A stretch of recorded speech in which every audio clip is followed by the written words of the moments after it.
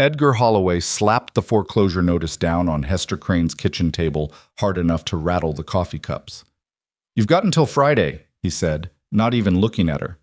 "After that, the bank takes the land." Hester was 63 years old. She'd buried a husband on that land, raised 3 children on it. Her hands were shaking as she picked up the paper, and Holloway was already turning toward the door like she wasn't worth the time it took to watch her fall apart. "Mr. Holloway," her voice cracked.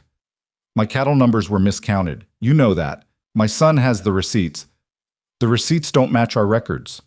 He didn't turn around. "Friday, Mrs. Crane. Don't make this harder than it has to be." He walked out and left the door open behind him, like she didn't even deserve the courtesy of a closed door. If you've ever watched someone powerful walk away from someone who had nothing left to lose, you know exactly what that moment feels like. This is a story about what happens when the wrong people underestimate the wrong woman, and the quiet man she never saw coming. If this kind of story speaks to you, hit that like button and leave a comment with your city and country. I read every single one, and I want to know how far this story travels. Subscribe and follow along, because what comes next will stay with you long after it's over. Now, let's go back to where it all began. The foreclosure notice had been sitting on Hester Crane's table for 2 days before Vivian Blackthorne heard about it, and when she did, she was standing in the middle of her south pasture with mud on her boots and a broken fence post in her hands, which was more or less where she spent most of her mornings. Caleb, her youngest hand, came riding up from the direction of the road with that particular look on his face she'd learned to read over 3 years, the one that meant bad news he wasn't sure how to deliver. "Mrs. Crane's place," he said, pulling his horse up short. "Word is Holloway rode out there himself this morning." Vivian set the fence post down. "How bad?" "Friday deadline. Full foreclosure." She didn't say anything for a moment. The wind was coming in from the northwest, cold and dry, carrying the smell of distant grass and something else she couldn't name. She looked out across her pasture, the long, rolling green of it, the cattle grazing slow and steady in the middle distance, and she felt the particular heaviness that came with knowing exactly how something would end before it started. "Her numbers were solid last season," Vivian said. "Yes, ma'am." "Her herd was healthy. I saw it myself." "Yes, ma'am." "Then how is she 2 months behind on a loan she should have been able to service twice over?" Caleb didn't answer, because they both knew the answer, and saying it out loud in the middle of a pasture with the wind pushing at them from the northwest didn't make it any more solvable.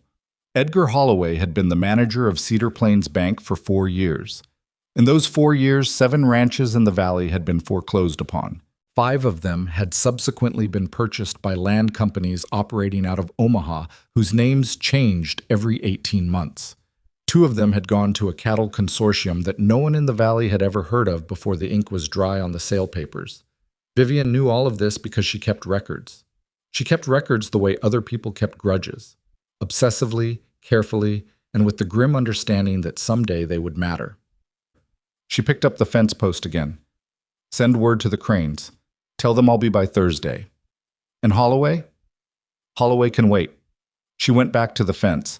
This was the thing about Vivian Blackthorne that most people in Cedar Plains didn't understand, and the thing that the few who knew her well had stopped trying to explain to others. She was not what she appeared to be. She was 30 years old.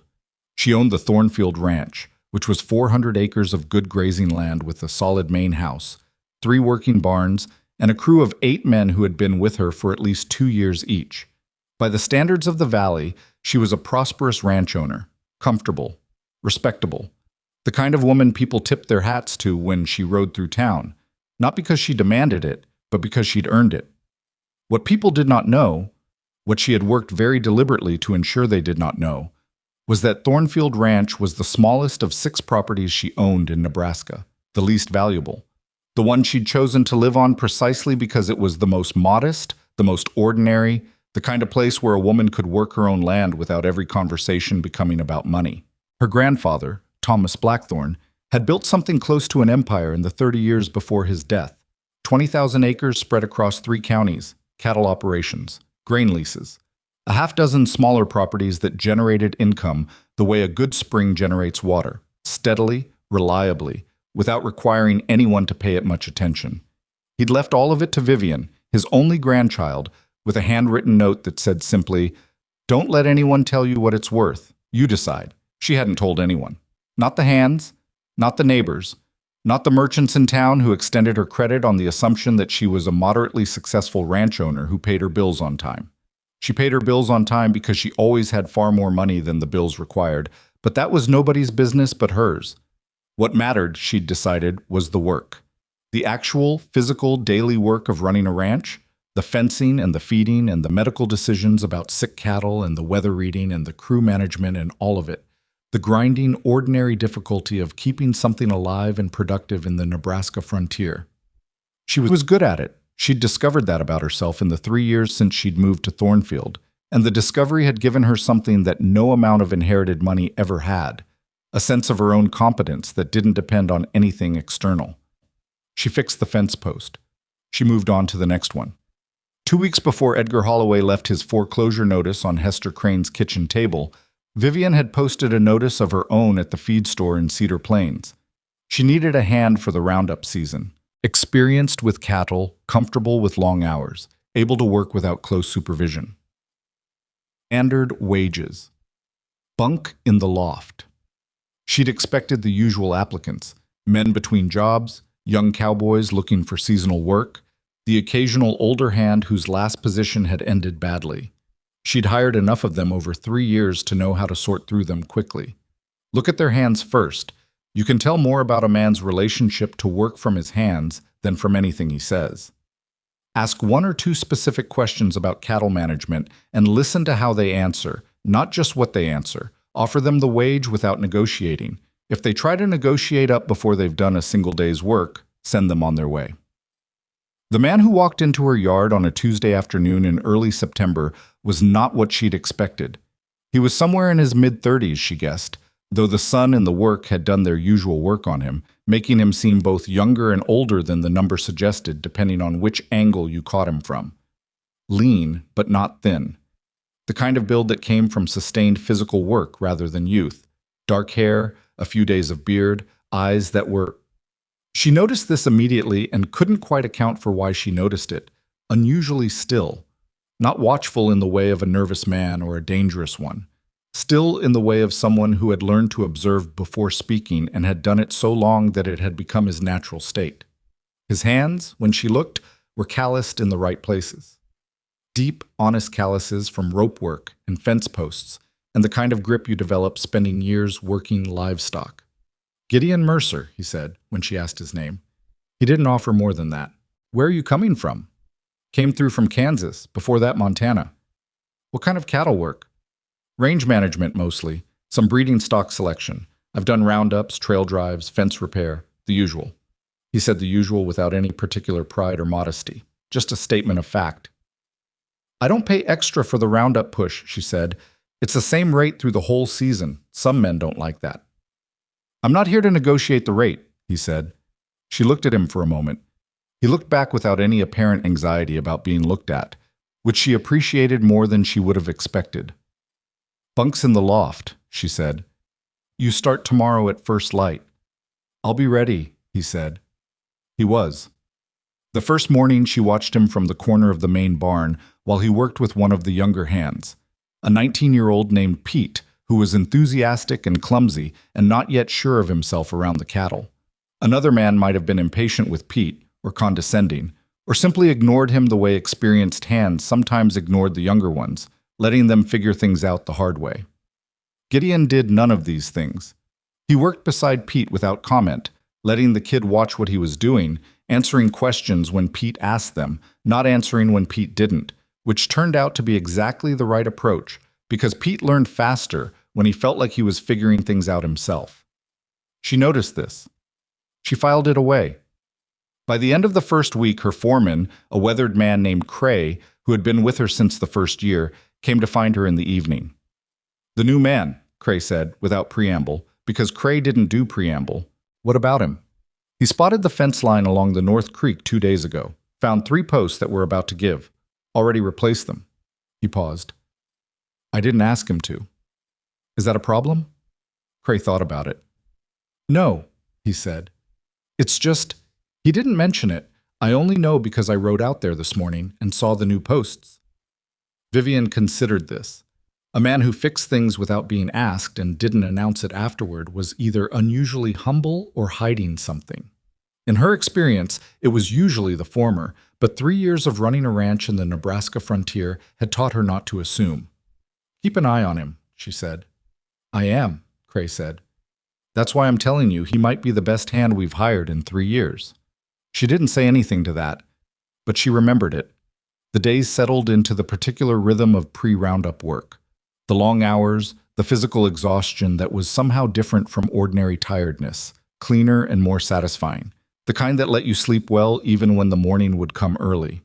Vivian worked alongside her hands the way she always did, which was another thing that visitors to the ranch sometimes found surprising, and the hands themselves had long since stopped thinking about. She wasn't performing for anyone.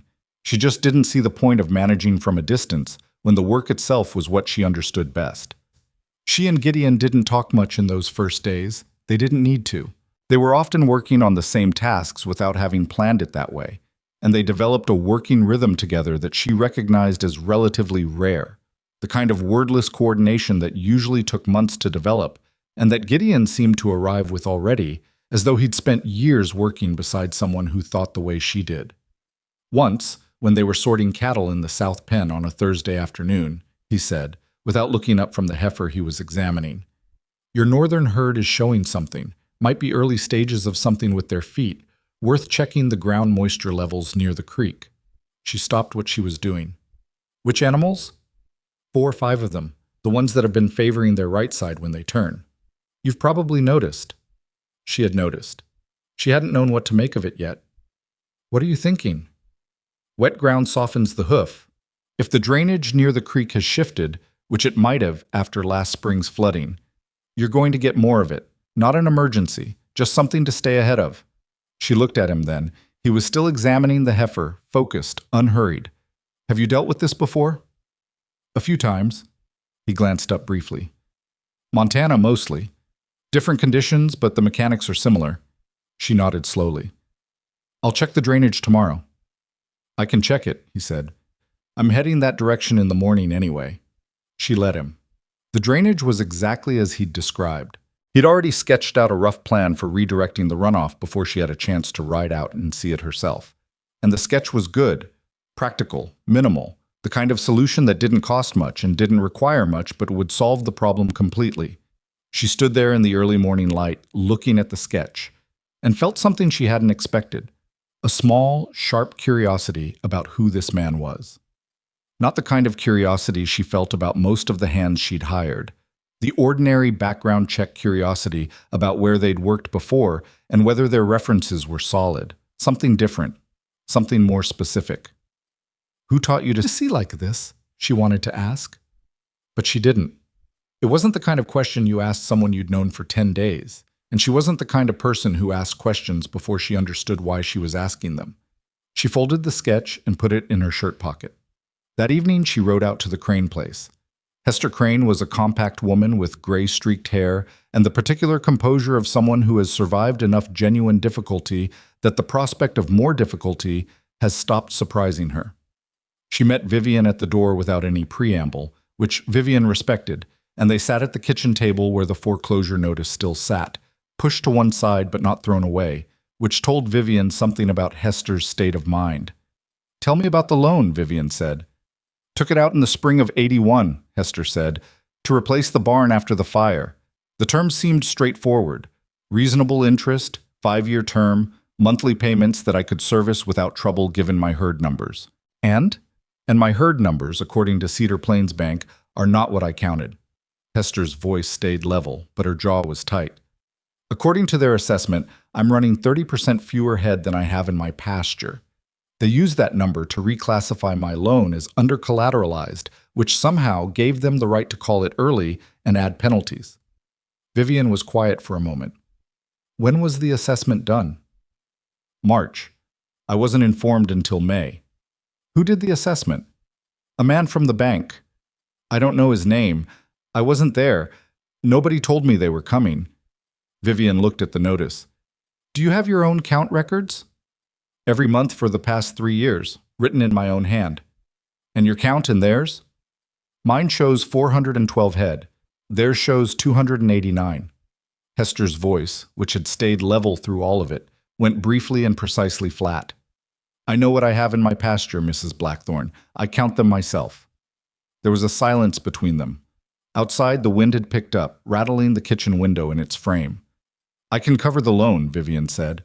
Not as a gift. As a bridge payment while you contest the assessment. Hester looked at her. For a moment, something moved in her face.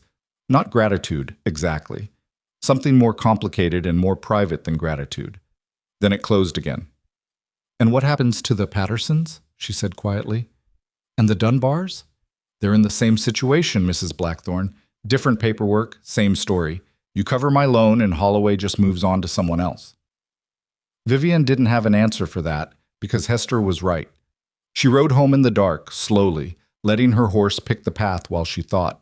The stars were sharp and cold overhead, the way they got in September when the summer haze had gone but the winter hadn't come yet. She thought about Hester's count records, every month for 3 years, written in her own hand. She thought about the assessment done in March without notification. She thought about the 5 ranches that had already been foreclosed upon and the land companies in Omaha whose names kept changing. She was still thinking about it when she dismounted at her own barn and found Gideon there, working late, replacing a worn section of the water trough fittings by lantern light. He looked up when she came in, assessed her expression with those still eyes, and went back to what he was doing without asking. She tied her horse and started unsaddling without speaking. After a moment, she said, "You know about the foreclosures in the valley?" It wasn't quite a question. "I've heard people talking," he said. He didn't stop working. "The Crane place has until Friday. 2 other families are close behind." He nodded, but didn't say anything. "I can cover Mrs. Crane's loan," Vivian said. "I have the money." "I know," he said. She stopped. "What do you mean, you know?" He set down his tool, turned to look at her directly. In the lantern light, his face was unreadable in the way that had become familiar. Not closed off, just still. "I mean, it's obvious you have resources you don't advertise," he said. "You've made 3 capital improvements to this ranch since I got here that most owners in this valley couldn't afford. You don't carry debt. Your hands are paid well and on time. You're not struggling." She held his gaze. "That's very observant." "It's not complicated to observe," he said. "What's your hesitation?" She told him what Hester had said, about the Pattersons and the Dunbars, about Holloway just moving on. He was quiet for a moment after she finished. "She's right," he said. "I know she's right." "So covering one loan doesn't solve anything. It just delays something." "I know that too." He turned back to the water trough. She watched him work, the steady, deliberate movements of his hands in the lantern light. "What would solve it?" she asked, though she wasn't entirely sure she was asking him. The question might have been directed at herself. He didn't answer immediately. She'd learned by then that his silences weren't avoidances. They were actual consideration, the real kind where something was being thought through rather than performed. "Evidence," he said finally. "The kind that holds up in front of more than one person. Not accounts of what someone said or claimed, the actual numbers, the records, the pattern across multiple properties over multiple years." "I have records." He glanced at her. "Of your own property." "Of my own.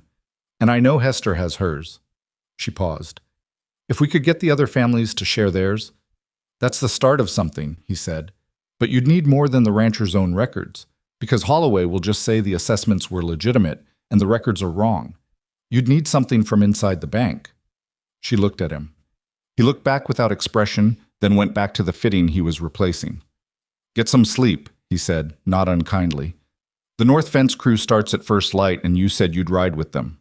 She had said that. She left him to his work in the lantern light and walked across the yard toward the main house. And the thought that followed her across the dark yard was not about Hester Crane or Edgar Holloway or the land companies in Omaha. It was about the man working by lantern light who had arrived at her ranch 2 weeks ago and still hadn't told her anything about himself beyond the bare minimum she'd asked for directly. Who knew things he didn't explain knowing? Who gave her advice that was better than anything she'd arrived at on her own, and then went back to work as if the conversation hadn't happened. "Who are you?" she thought, crossing the dark yard. She didn't ask. Not yet. The storm came 4 days later, on a Sunday, which was irrelevant because on the frontier the week didn't stop for Sunday, and neither did the weather. It came from the northwest the way the bad ones always did, the sky turning that particular shade of greenish gray that the hands knew to read as a warning, and it hit hard and fast before most of the valley had a chance to prepare. Vivian was already in the saddle when the first gusts hit. Her main concern was the east herd, 240 head that had been grazing near the creek overnight. And the creek, when a storm like this moved through, could go from calm to dangerous in under an hour. She rode hard toward the east pasture and found Gideon already there. Not already there in the sense that he'd ridden out ahead of her. Already there in the sense that he appeared to have anticipated the whole situation because 3 of her hands were with him and they had already begun moving the herd north, away from the creek, along a route that Vivian immediately recognized as the correct one, the one that accounted for where the ground would flood first, where the cattle would resist being pushed, and where they'd move more easily, the exact path she would have chosen herself. She pulled up beside Cray, who was riding the western flank. "Who organized this?" she shouted over the wind. Cray jerked his head toward Gideon, who was working the eastern edge of the herd, moving fast on his horse, reading the cattle with the same still efficiency he brought to everything else. She rode into position, and they worked for 3 hours. The storm was worse than she'd expected. The creek did go over its banks, faster even than she'd feared, and there were 20 minutes when the situation became genuinely dangerous. The cattle starting to bunch and panic, the ground turning to mud. The rain so heavy that visibility dropped to a dozen feet, and you couldn't hear anything but wind and water and frightened animals. In those 20 minutes, she saw Gideon do something she hadn't seen a working cowboy do in 3 years of watching working cowboys. He moved through the chaos without a trace of reactive energy, while the other hands were dealing with what was happening in front of them, which was the correct instinct, the trained one. Gideon was consistently a beat ahead, positioning himself where the problem was about to be rather than where it currently was. The result was that he contained 3 separate near disasters before they became disasters, each time without apparent urgency, as though the emergency was simply a problem to be solved rather than something to be survived. She filed this, as she filed everything, in the part of her mind she reserved for things she didn't yet understand but needed to. When the herd was clear and the immediate danger had passed, she rode to where he'd reined up at the north fence line. He was soaked through, his horse blowing hard, but his expression was, she searched for the word and found it, composed. Not relieved. Composed, as if what they'd just been through was a matter of competence and attention rather than luck or valor. "You did that very well," she said. He looked at her. "You positioned yourself exactly where you needed to be," he said. "Your hands follow your lead. That's what made it work." She almost said something to that. Something about the fact that it had been him, not her, but stopped herself because she saw that he meant it plainly and wasn't being modest. He was giving her an accurate assessment, from his perspective, of what had happened.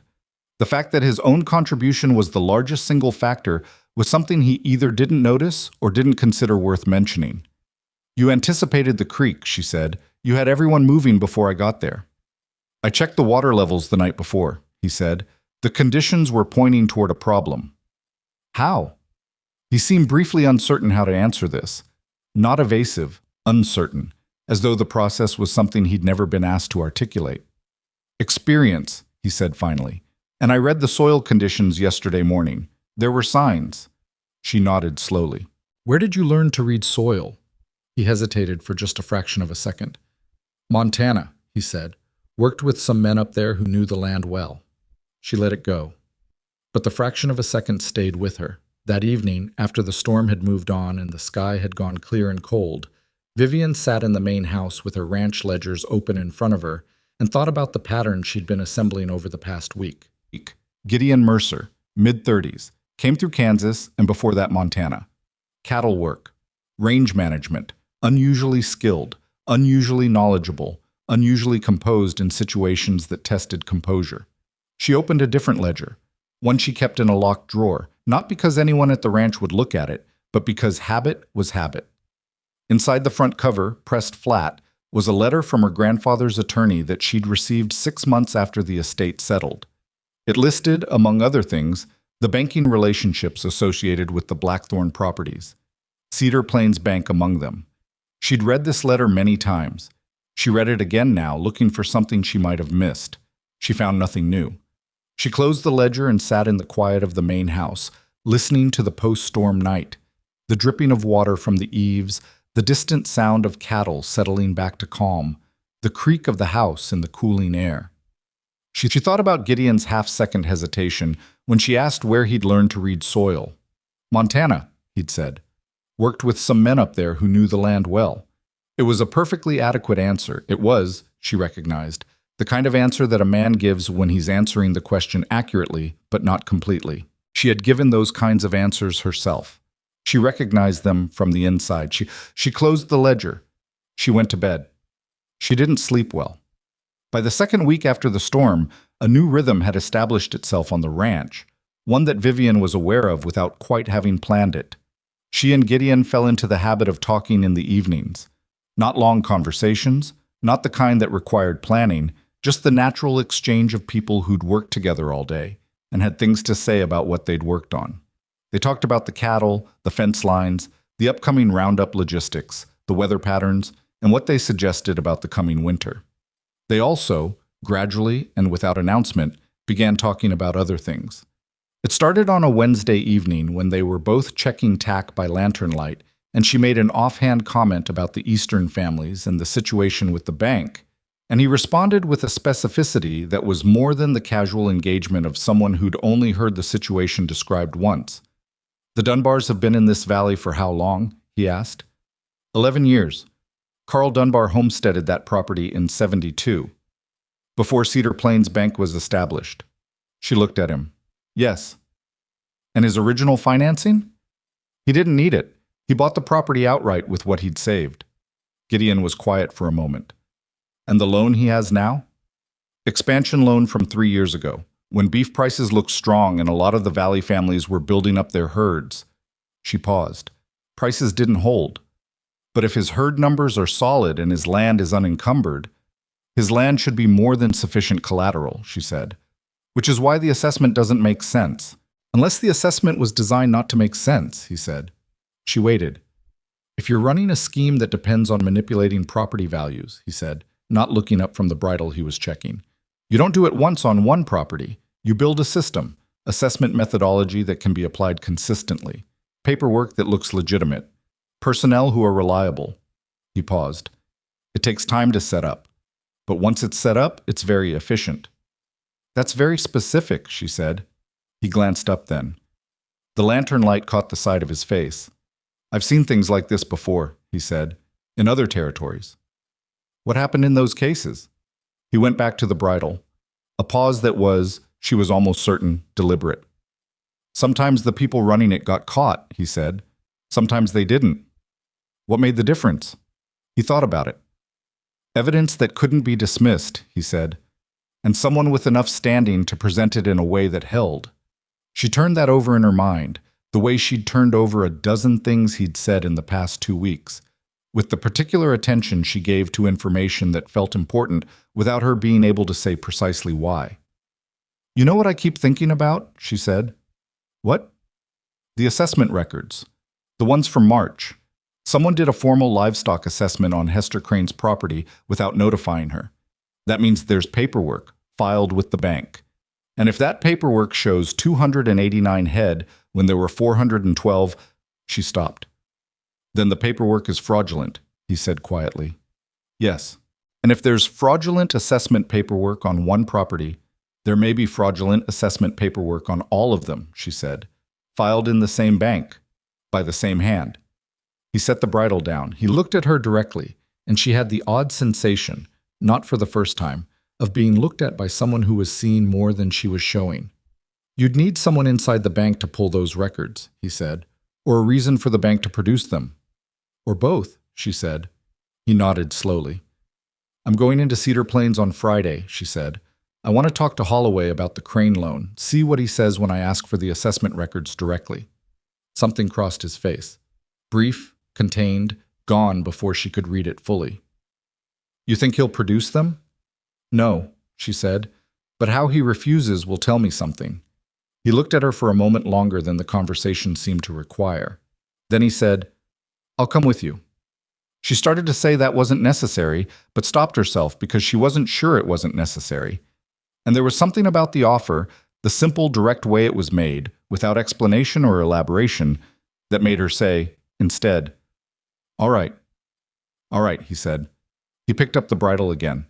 She watched him work for another moment in the lantern light. This man who'd been on her ranch for 3 weeks, and whom she understood less, in some fundamental way, with each passing day than she had understood him at the start. All right, she thought. Friday would tell her something. She just didn't yet know what. Friday came in cold and sharp, the kind of morning that made the horses restless and the hands work faster just to stay warm.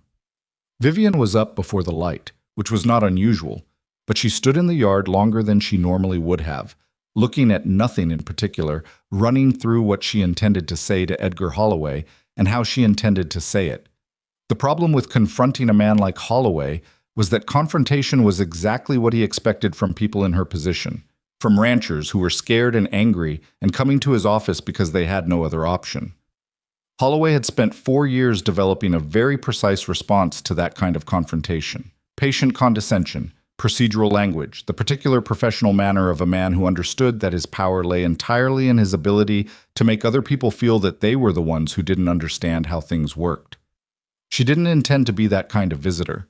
Gideon was already at the barn when she got there, saddling his horse with the same unhurried efficiency he brought to everything. He looked up when she came in, assessed her in the brief, accurate way he had, and didn't say anything about the way she was carrying herself. "Ready?" she asked. "Been ready," he said. They rode into Cedar Plains together, mostly in silence. The town was 40 minutes from the ranch on a good road, and the road that morning was cold and clear and empty in both directions. Once, near the halfway point, Gideon said, "Let me do the listening." She glanced at him. "That's usually my job." "I know," he said. "That's why I'm asking you to let me do it instead. He'll talk more if he thinks he's in control of the room." She thought about this. "And if he tries to move me out of the conversation?" "He won't," Gideon said.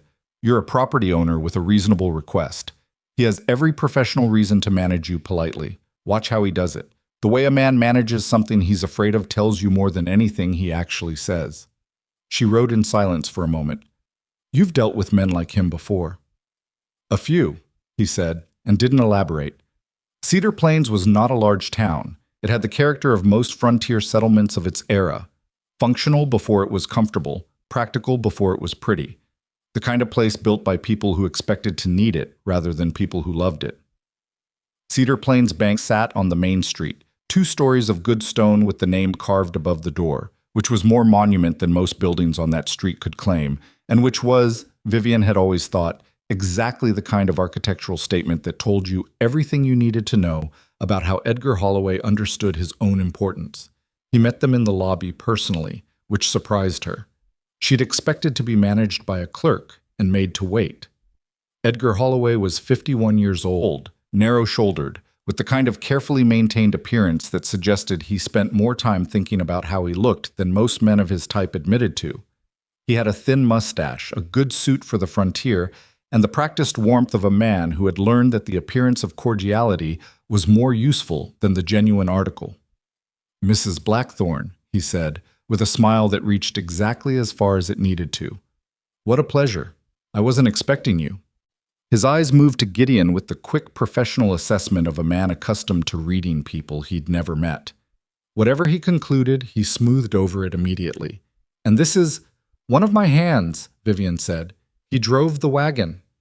Gideon had already moved to one side, positioned himself near the wall with the natural inconspicuousness of someone who had long practice at being in a room without drawing attention to himself. Holloway looked at him for exactly 1 second more than the situation required, then returned his attention to Vivian with the full wattage of his professional courtesy. "Come into my office," he said. "Can I have someone bring you coffee?" "I won't be long," she said. "I wanted to ask you about the crane loan." Something moved in Holloway's face, too fast to catch clearly, but she'd been watching for it. "Of course," he said, gesturing toward his office door. "Let's speak privately." The office was the most finished room she'd seen in Cedar Plains outside of the county courthouse. Good furniture, real glass in the windows, framed certificates on the wall that were positioned carefully enough to be noticed without appearing to be positioned at all.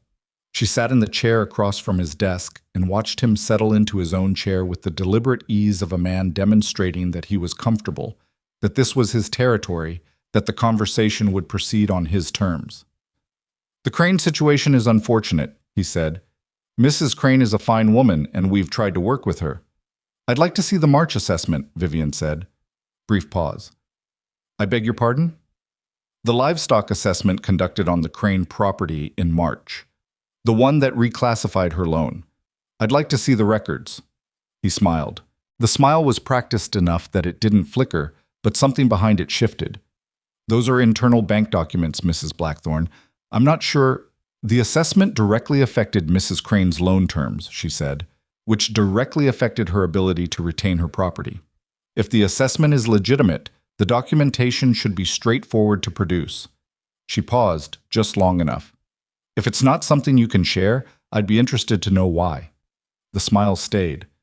"It's a question of protocol," he said. "These documents are part of our internal risk management process." "Whose signature is on the assessment?" Another pause. This one was fractionally longer than the first. "I'd have to check with our records department," he said. "Of course," she said pleasantly. "I can wait." He looked at her for a moment with the particular look of a man recalibrating. Then he stood, excused himself, and left the office. The moment he was through the door, Vivian turned to look at Gideon, who had followed them in and positioned himself near the bookcase with a book he'd taken down and appeared to be reading. He wasn't reading. His eyes were moving slowly and carefully across the room. "Well?" she said quietly. "He has a ledger on that second shelf," Gideon said without looking up from the book. "Third from the left. The spine is newer than the others and it's positioned differently. Slight gap in front of it. Someone pulls it out often." She didn't turn to look. "You can tell that from over there?" "I've been in a lot of offices," he said simply. Holloway was gone for 11 minutes. Vivian counted. When he came back, he had a thin folder which he placed on the desk with the careful handling of something important, and he sat down and opened it with the deliberate pace of a man who had used the 11 minutes to decide exactly how he was going to handle this. "The assessment was conducted by our regional livestock analyst," he said. "Standard procedure for loans above a certain threshold. The documentation is—" He glanced at the papers, a glance that was too brief to be genuine reading. "Consistent with our protocol." "May I see it?" He pushed the folder across the desk. She picked it up. The assessment was 2 pages. She read it carefully, line by line, the way her grandfather had taught her to read any document that mattered. Not for what it said, but for what it assumed, for the gaps in its logic, for the places where precision was replaced with vagueness.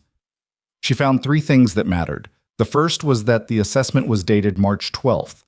The second was that it listed the counting method as visual estimate from property perimeter. Not an actual count, a visual estimate. The third was that the signature at the bottom was not an external analyst's. It was a clerk's name she didn't recognize with a counter signature above it that was Holloway's own. She set the folder down. "Thank you," she said. "This is very helpful." He watched her. "Is there anything else I can clarify?" "Not today," she said. She stood. "I appreciate your time, Mr. Holloway." He walked them back to the lobby with the professional cordiality still fully intact, but it was working harder than it had been when they came in. She could see it in the set of his jaw, the way his movements had become slightly more deliberate. A man making sure he wasn't showing something he was working to conceal.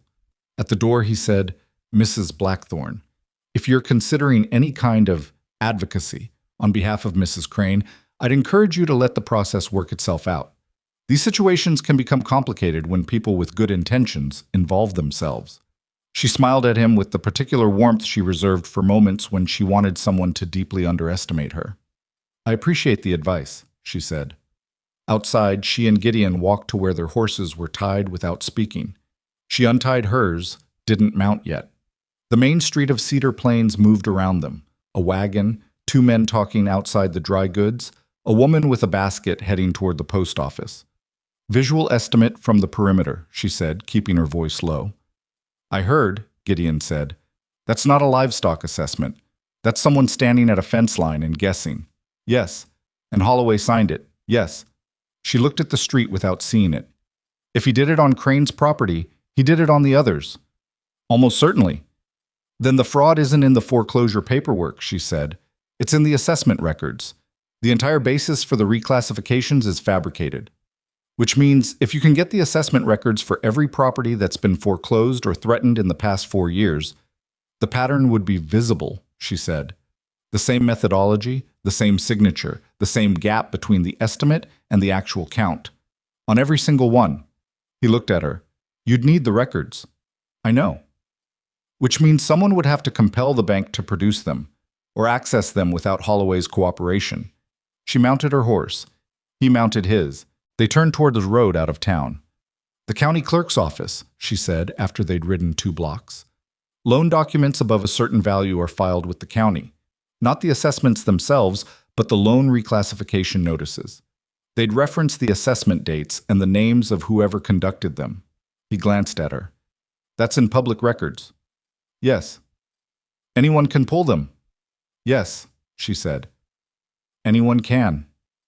He was quiet for a moment. How long would it take to pull 4 years of reclassification filings? The rest of today, she said. Maybe tomorrow morning. Then we should go back, he said.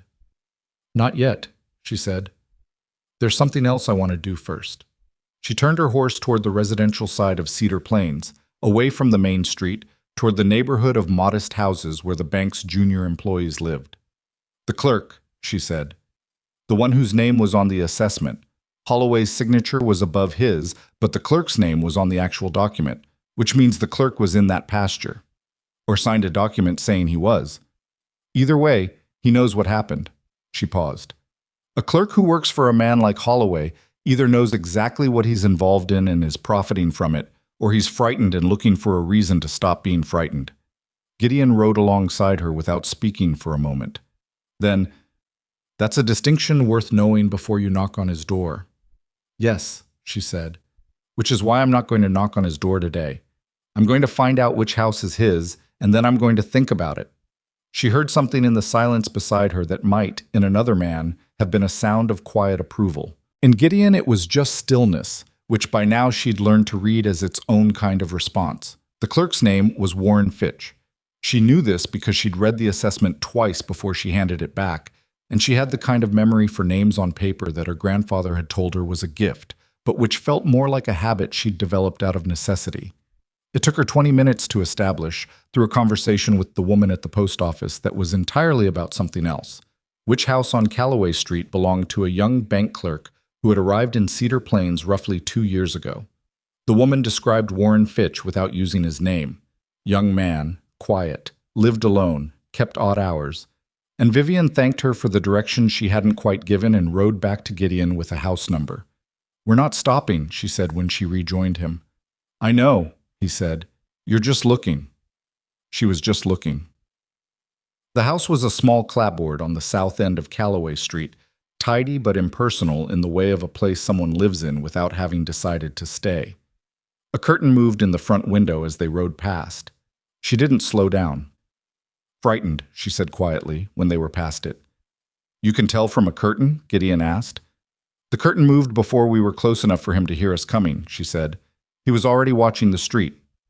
A silence. All right, Gideon said. They rode to the county clerk's office. What she found there over the course of the next 3 hours would have been dry reading to most people. Columns of numbers, property descriptions, dates, reference codes, the bureaucratic apparatus of frontier land law, rendered in the careful handwriting of county clerks who understood that precision was their only product. To Vivian, it was something else entirely.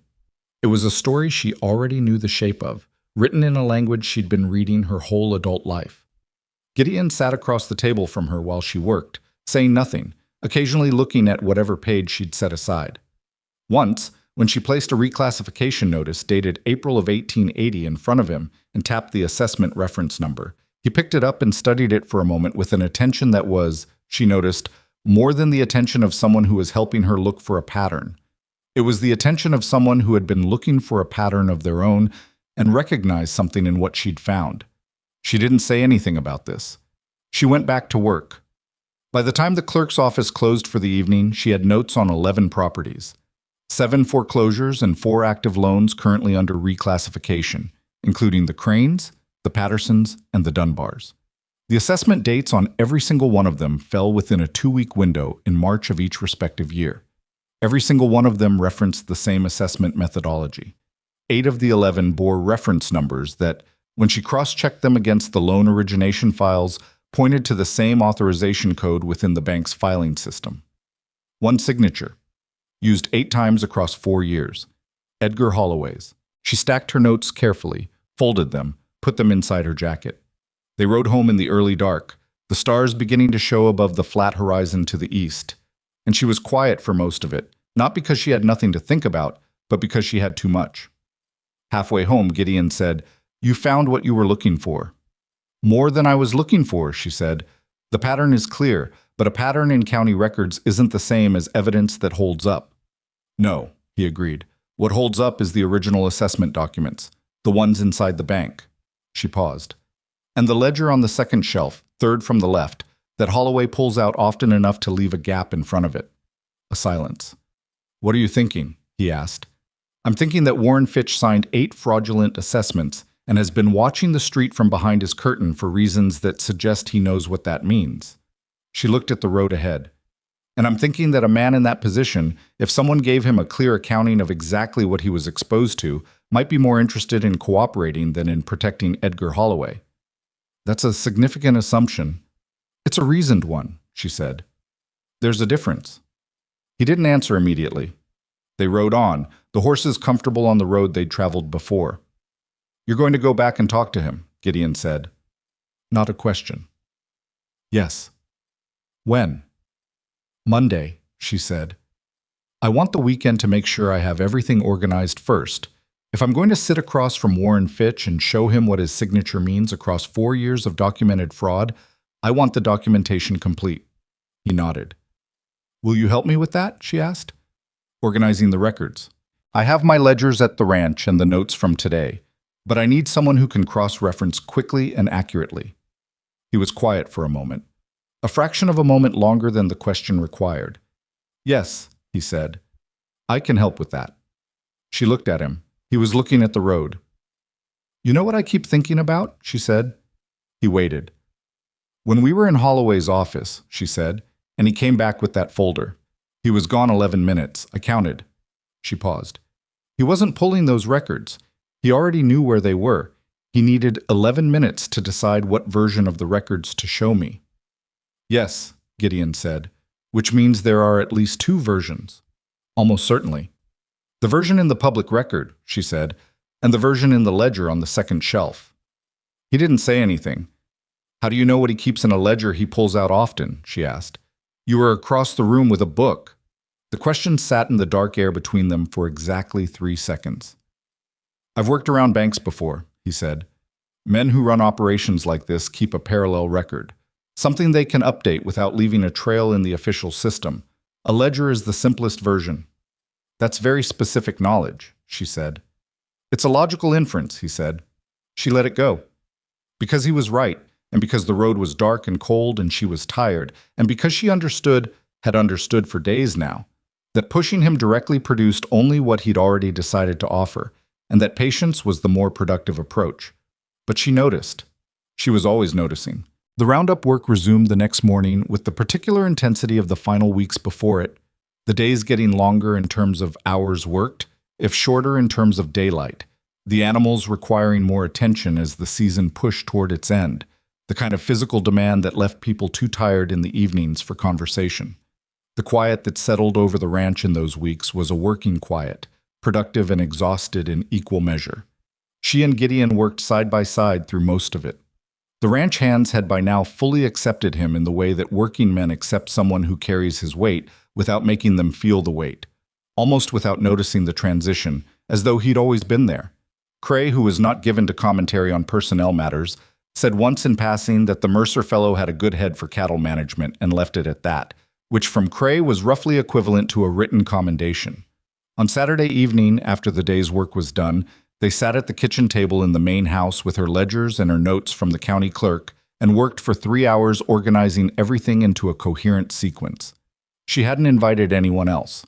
The hands had their own bunkhouse routines on Saturday evenings, and Cray had ridden into town, and it was just the two of them in the main house with the lamp burning and the papers spread across the table and the particular kind of focused silence that settles over a space where two people are working hard toward the same thing. He was good at this. She hadn't expected that, or rather, she hadn't expected the specific kind of good he was at it. He read numbers the way she did, which was to say, not sequentially but spatially, looking for the shape of the data before looking at individual entries, finding the anomalies by feel before confirming them by calculation. Twice he spotted something in her notes that she'd read past and asked her about it, and both times the thing he'd spotted mattered. This assessment date, he said at one point, holding up a note from the Patterson filing, March 14th, 2 days after the Crane assessment. I noticed that. And the Dunbar assessment is March 10th. He set both notes side by side. 4 days apart, 3 properties assessed within a 4-day window in the same week. Same assessor, same signature, same methodology, she said. 1 person, 3 properties, 4 days. He looked at the papers. That's not a coincidence in scheduling, that's a circuit. She looked up. He wrote a circuit. And it would be worth knowing, he said carefully, whether the dates line up with Holloway's own travel records. If Holloway was traveling during that same March window, then Holloway conducted those assessments himself, she said, and filed them under the clerk's name. The silence between them. After she said this was the particular kind that comes when two people arrive at the same conclusion simultaneously and understand together what it means. That's not just fraud, she said. That's deliberate falsification of official documents under a subordinate's name. Which puts Fitch in a very specific position, Gideon said. He may not have known his name was being used. She sat back in her chair and looked at the ceiling for a moment. If he didn't know, then he's not complicit in the fraud, Gideon said. He's a victim of it, and Holloway is exposed from 2 directions at once. The falsified records and the unauthorized use of a clerk's identity on official bank documents. Which changes the conversation with Fitch considerably, she said. Yes, he paused. You're not going to him as someone asking for cooperation. You're going to him as someone bringing him information about what's been done to him. She looked at him across the lamp-lit table, across the spread of papers that represented 4 years of documented theft from people who had built something real and worked hard to keep it. She was aware, in the way she was sometimes aware of things she hadn't planned to notice, of how much of what she understood about this situation. She understood because of conversations with the man sitting across from her. The specific knowledge he brought to these discussions, the particular accuracy of his instincts about banking operations and fraud methodologies, and how men like Holloway structured their operations. She'd been sitting with the question of who he was for 3 weeks. She was no closer to an answer, and she was becoming increasingly convinced that the answer would not come from asking him directly. Thank you, she said, for tonight. You've been more help than I could have asked for. He looked up from the papers. Something crossed his face briefly. Not surprise exactly, more a kind of careful attention, like he was hearing something he wasn't sure how to respond to. It's useful work, he said. Worth doing. Yes, she said, but you didn't have to do it. He gathered the papers on his side of the table into a neat stack and squared the edges without looking at her. You're trying to stop a man from stealing people's land, he said. That's worth more than useful. That's necessary. A pause. And you're good at this. Better than most people would be. She didn't know what to do with that. She wasn't used to being assessed directly, and something about the plainness of the way he'd said it made deflection feel dishonest. So are you, she said. He picked up the stack of papers and set it in front of her without comment. They worked for another hour. When they finished, she made coffee because it was cold and late, and they sat for a while without talking about the papers or Holloway or Warren Fitch or any of it. She asked him once about Montana, genuinely curious despite herself, and he answered in the careful way he always answered personal questions, truthfully, she believed, but only up to a line she couldn't quite locate. Were you there long? She asked. Long enough to understand the country, he said. You understood this country faster than most people who've lived here for years. He wrapped his hands around the coffee cup. Different country, same principles. She wanted to ask what that meant exactly. She didn't. She watched the lamp burn low and thought about Monday, about Warren Fitch watching the street from behind his curtain, about the ledger on Holloway's shelf pulled out often enough to leave a gap in the dust. Monday, she said finally. Monday, he agreed. He stood, thanked her for the coffee in the brief, direct way he thanked her for things, and went across the dark yard to the loft. She sat alone at the kitchen table with the organized papers in front of her, and the lamp burning down, and the night completely quiet outside. And she thought about the fraction of a second he'd hesitated when she asked where he'd learned to read soil, and the 11 minutes Holloway had spent deciding what to show her, and the particular accuracy of Gideon's understanding of how men who ran operations like this kept their records. She thought about all of it for a long time before she put out the lamp and went to bed. She still didn't have an answer, but she was beginning to understand that the answer was going to change everything, and that she wasn't going to be prepared for it no matter how long she thought about it first. Sunday passed the way Sundays did on a working ranch, not restfully, but at a slightly different pace, the tasks shaped by what couldn't wait rather than what the week demanded. Vivian rode the north fence line in the morning, checked on the cattle near the creek that Gideon had flagged 3 weeks ago, and found that the drainage correction was holding. The ground was firm where it had been soft. The 4 animals that had been favoring their right side were moving normally. Small things, but the kind that accumulated into something that either worked or didn't, and this one was working. She didn't see much of Gideon that day. He was working the east pasture with Pete and one of the older hands, something about relocating a salt lick that had been drawing the cattle too close to a section of fence that needed replacing. She heard them at intervals, the sound of work carrying across the flat land, and once in the late afternoon she caught a glimpse of him from the ridge, moving among the cattle with the same unhurried precision she'd watched for 4 weeks now and still hadn't fully accounted for. She spent the evening going through her notes again, not because anything had changed since Saturday, but because she needed to be certain before she sat across from Warren Fitch and laid it out. When you were asking a frightened man to trust you with information that could damage the most powerful person in his professional life, certainty was the only thing you had to offer him. Doubt in your own case transferred immediately into doubt in the man you were trying to reach, and she couldn't afford that. By the time she went to bed Sunday night, she was as certain as she was going to get. The pattern was clear, the dates aligned, the signature trail was unambiguous. What she didn't have yet was the inside of the bank, the parallel ledger, the original assessment documents, whatever records Holloway had kept separate from the official filing system. But she'd built the outside of the case well enough that if Fitch confirmed even one piece of what she suspected, the whole structure became something a county prosecutor could work with. She slept better than she had in a week. Monday morning came gray and still, the sky the color of old pewter, the air carrying the first genuine hint of the winter that was still a month away but no longer distant enough to ignore. She told Cray she'd be in town for most of the day, gave him the day's priorities for the hands, and went to find Gideon. He was already saddled. "You didn't know what time I was leaving," she said. "I figured early," he said. She looked at him for a moment. "How did you know I'd want you to come?" "I didn't," he said. "I was going to ask." They rode into Cedar Plains in the same quiet they'd ridden in on Friday, but the quality of the quiet was different. On Friday, she'd been working through what she intended to say. Today, she knew what she intended to say, and what occupied the silence between them was something she couldn't name as precisely, a kind of shared awareness of what the day might produce and what it might cost, though she couldn't have said what she thought the cost would be. Callaway Street was quiet at that hour. The house looked the same as it had when they'd ridden past it on Friday, small, tidy, impersonal. But the curtain didn't move when they approached, which she thought meant either Fitch wasn't watching this morning, or he'd seen them coming from far enough away that he'd already had time to decide what to do about it. She dismounted and tied her horse. Gideon stayed mounted. "I'll go alone," she said. He nodded once. "I'll be here." She walked to the door and knocked 3 times, not hard. The kind of knock that says, "I'm not leaving, but I'm not threatening you either." Nothing for a moment. Then footsteps. The door opened. Warren Fitch was younger than she'd expected, mid-20s at most, with the look of someone who had come to the frontier with different ideas about what he'd find here and had been quietly revising those ideas ever since. He was thin, with fair coloring and the particular pallor of a man who spent his days inside.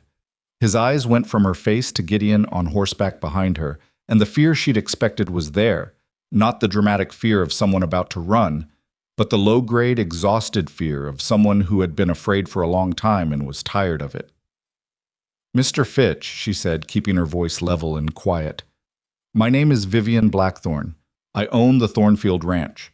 I'd like to talk to you, and I want to be direct with you about what I know before I ask you a single question." He stood in the doorway, not inviting her in, not closing the door. His jaw was tight. "I've been pulling records at the county clerk's office," she said. "Loan reclassification filings going back 4 years.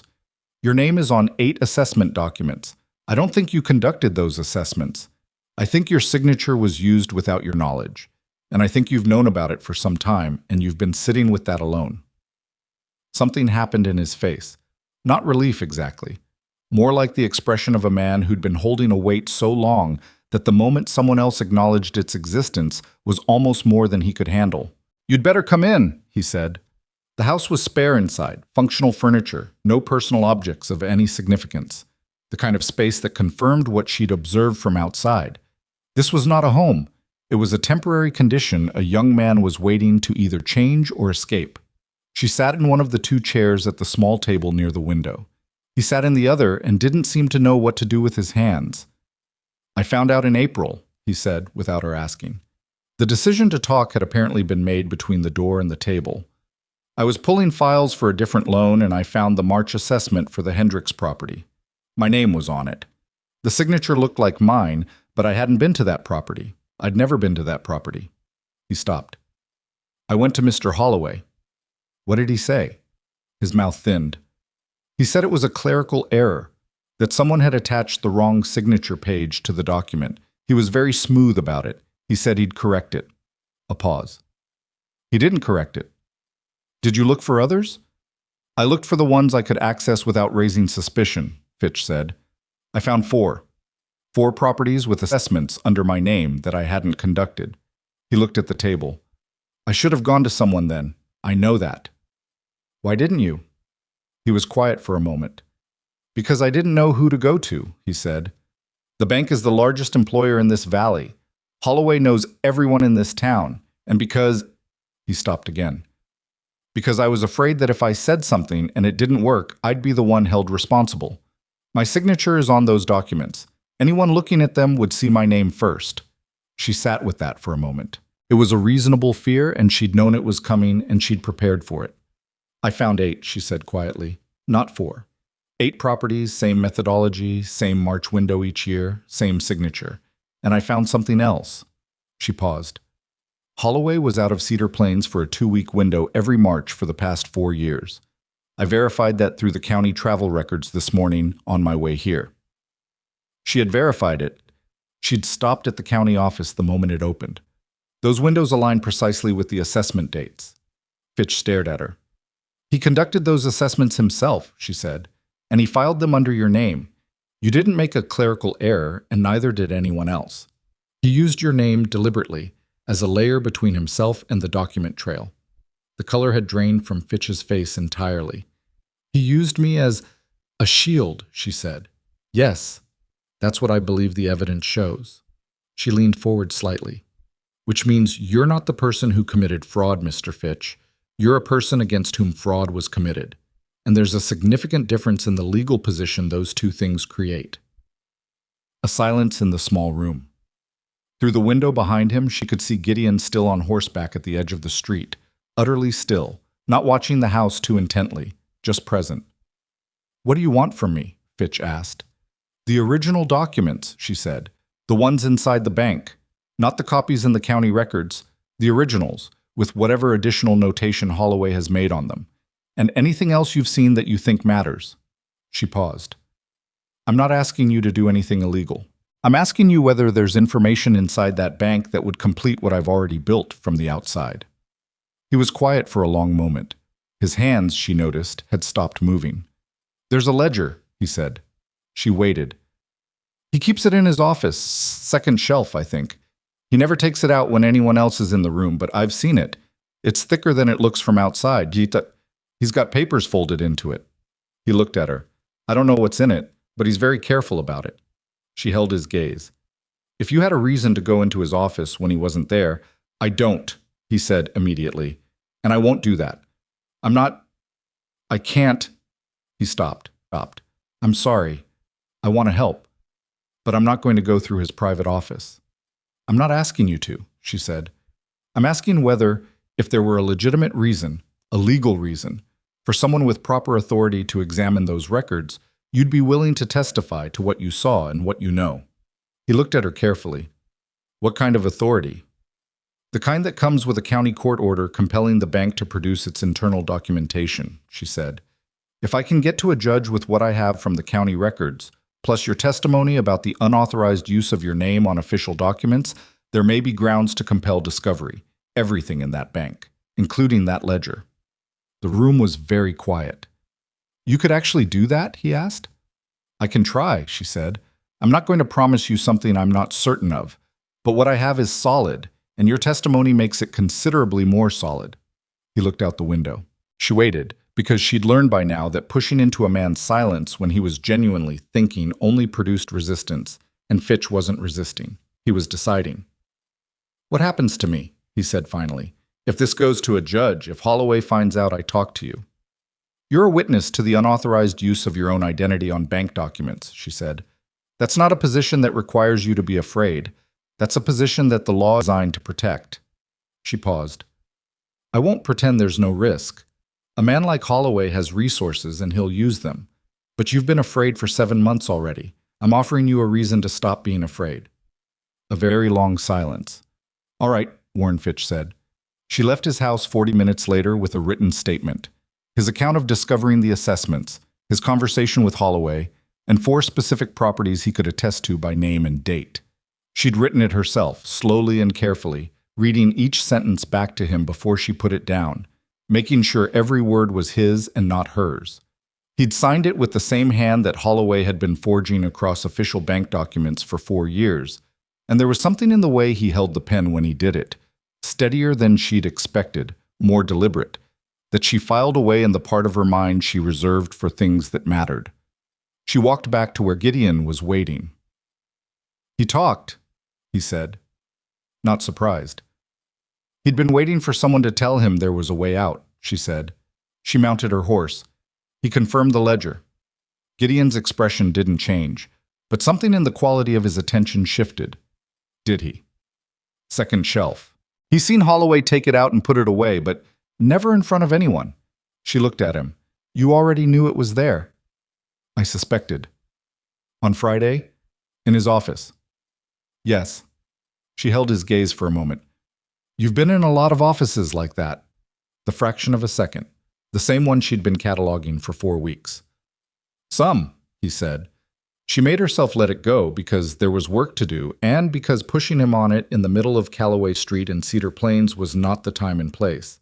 But she felt the question settle deeper into her, the way a stone settles into riverbed. Not gone, just lower, waiting. I need a lawyer, she said. Someone with the standing to go to a county judge with what we have. Omaha, he said immediately. Not local? Holloway knows everyone locally. You want someone he can't reach before the petition gets filed. She looked at him. How do you know what reach Holloway has locally?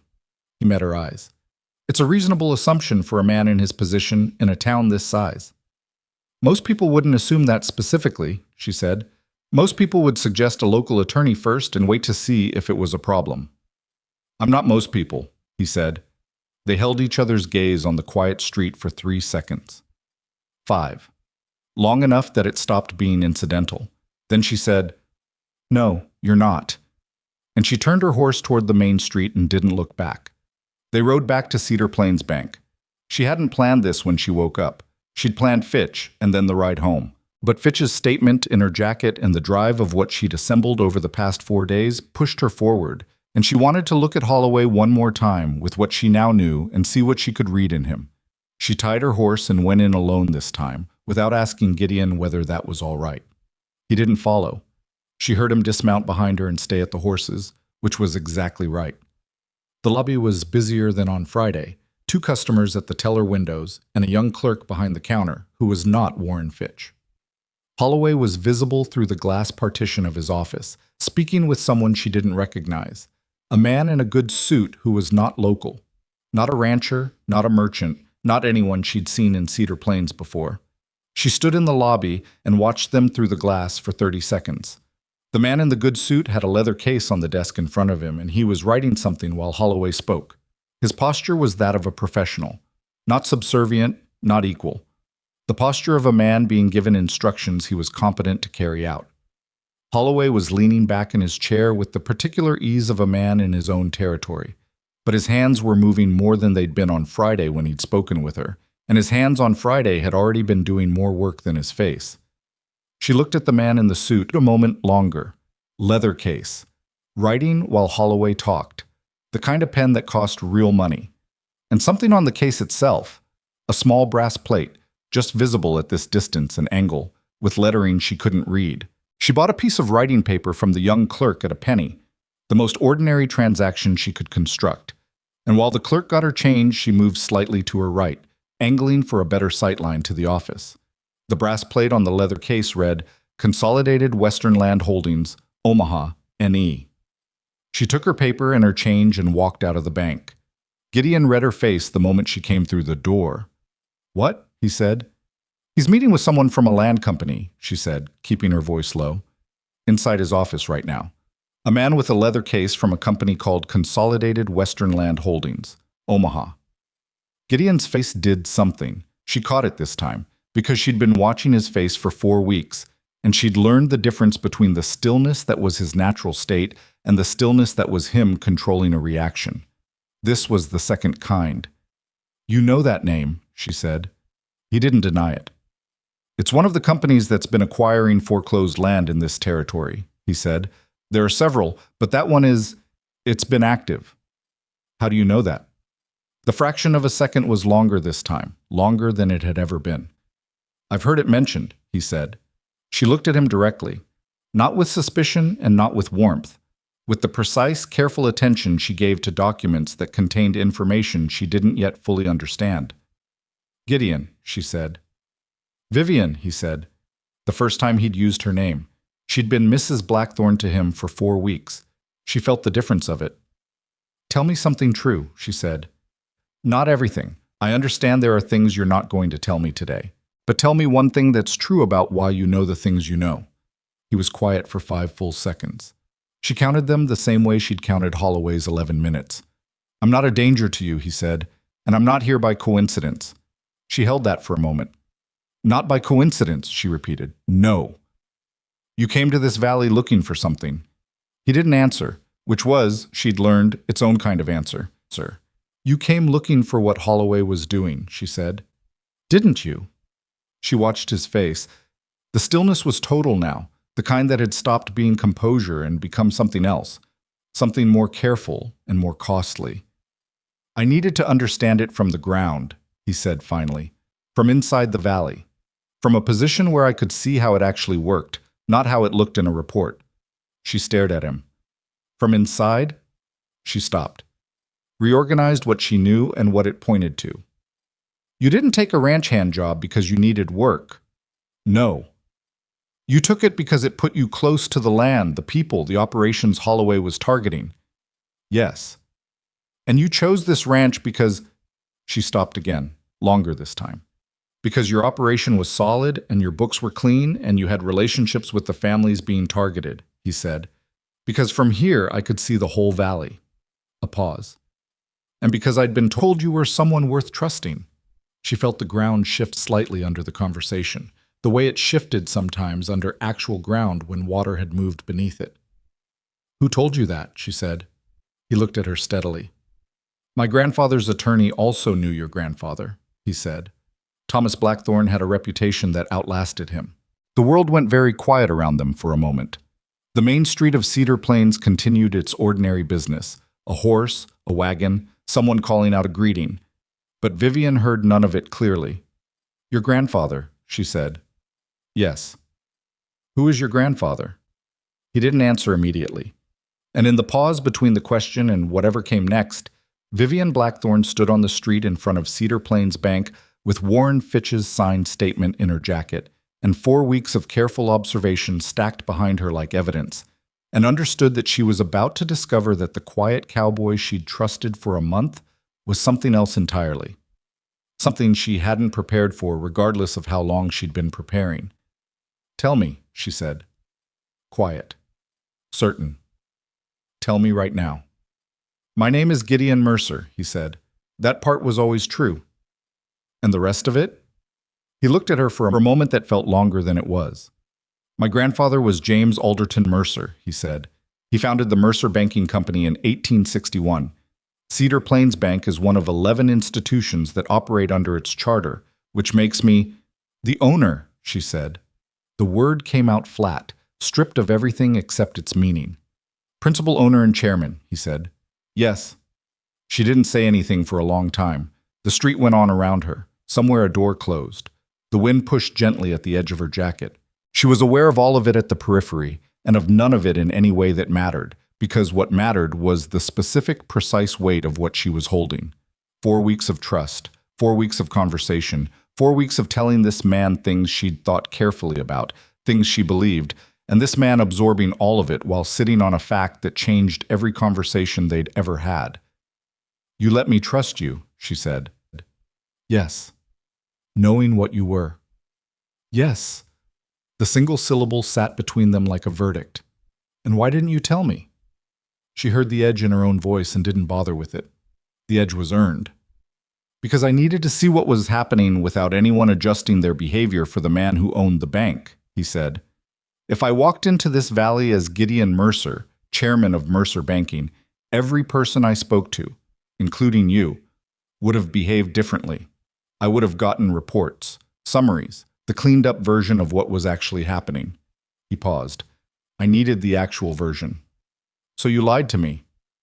I didn't tell you everything, he said. That is lying, she said. He didn't flinch from this. Yes, he said. It is. She looked at him.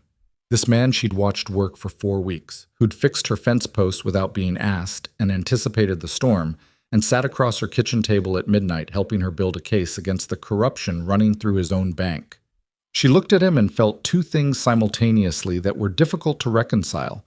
The cold, precise anger of someone who'd been misled, and something else underneath it that she was not prepared to examine yet. You've known since before you got here, she said, that someone inside your bank was running this. I suspected it.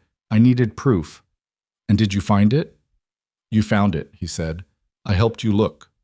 She held his gaze for a long moment. Then she looked away, at the bank building across the street, at the stone facade with the name carved above the door. His name. In a sense she hadn't understood until 30 seconds ago. The man inside with the leather case, she said, from Consolidated Western Land Holdings. Holloway's buyer, Gideon said. When he forecloses a property, he has to move it quickly before the original owners can contest. Consolidated Western is the instrument he uses. They buy fast, at below market value, and Holloway takes a commission structured as a consulting fee. You know this for certain? I know the structure. I didn't have the specifics for this territory until now. He paused. The county records you pulled fill in the last gaps. She was quiet for a moment. And that ledger in his office. If it shows what I think it shows, he said, it's the record of the commissions, the parallel books, what he's paid and when and for which property. Can you compel him to produce it? She asked, as the owning chairman of the bank? Yes, he said, but not here, and not today, and not without a formal proceeding that gives him no warning and no time to make it disappear. He met her eyes. Which is why I need to go to Omaha. She turned back to look at him. You're going to Omaha, she said. I need to file a formal regulatory action against my own branch manager, he said. That requires the company's legal apparatus. I can authorize an emergency audit of the Cedar Plains Bank records with a court order that goes through the territorial court in Omaha rather than the county system here. He paused. It needs to happen fast. If Holloway gets any indication of what's coming, he'll destroy the ledger, she said. Yes. She took a breath. Let it out slowly. How long do you need in Omaha? 3 days, he said. Maybe 4. And in the meantime, Holloway is still foreclosing. The Crane deadline is Friday, he said. I know. Then whatever you're doing in Omaha needs to be done by Thursday. He didn't tell her it was a tight timeline. He didn't qualify it. Yes, he said. She looked at him for a long moment. There was a great deal she wanted to say, and very little of it was constructive, given where they were standing and what needed to happen in the next 4 days. She filed it all in the part of her mind she reserved for things that needed to be dealt with, and dealt with honestly, when the time was right. "Go," she said. He nodded. "Gideon," she said as he turned toward his horse. He turned back. "When this is over," she said, "we're going to have a full conversation." He held her gaze. "I know," he said. She watched him ride north toward Omaha, and she stood there on the street in front of Cedar Plains Bank until he was out of sight. And she thought about the fraction of a second hesitation she'd cataloged a dozen times over 4 weeks. The thing she'd known was there without being able to name what it was.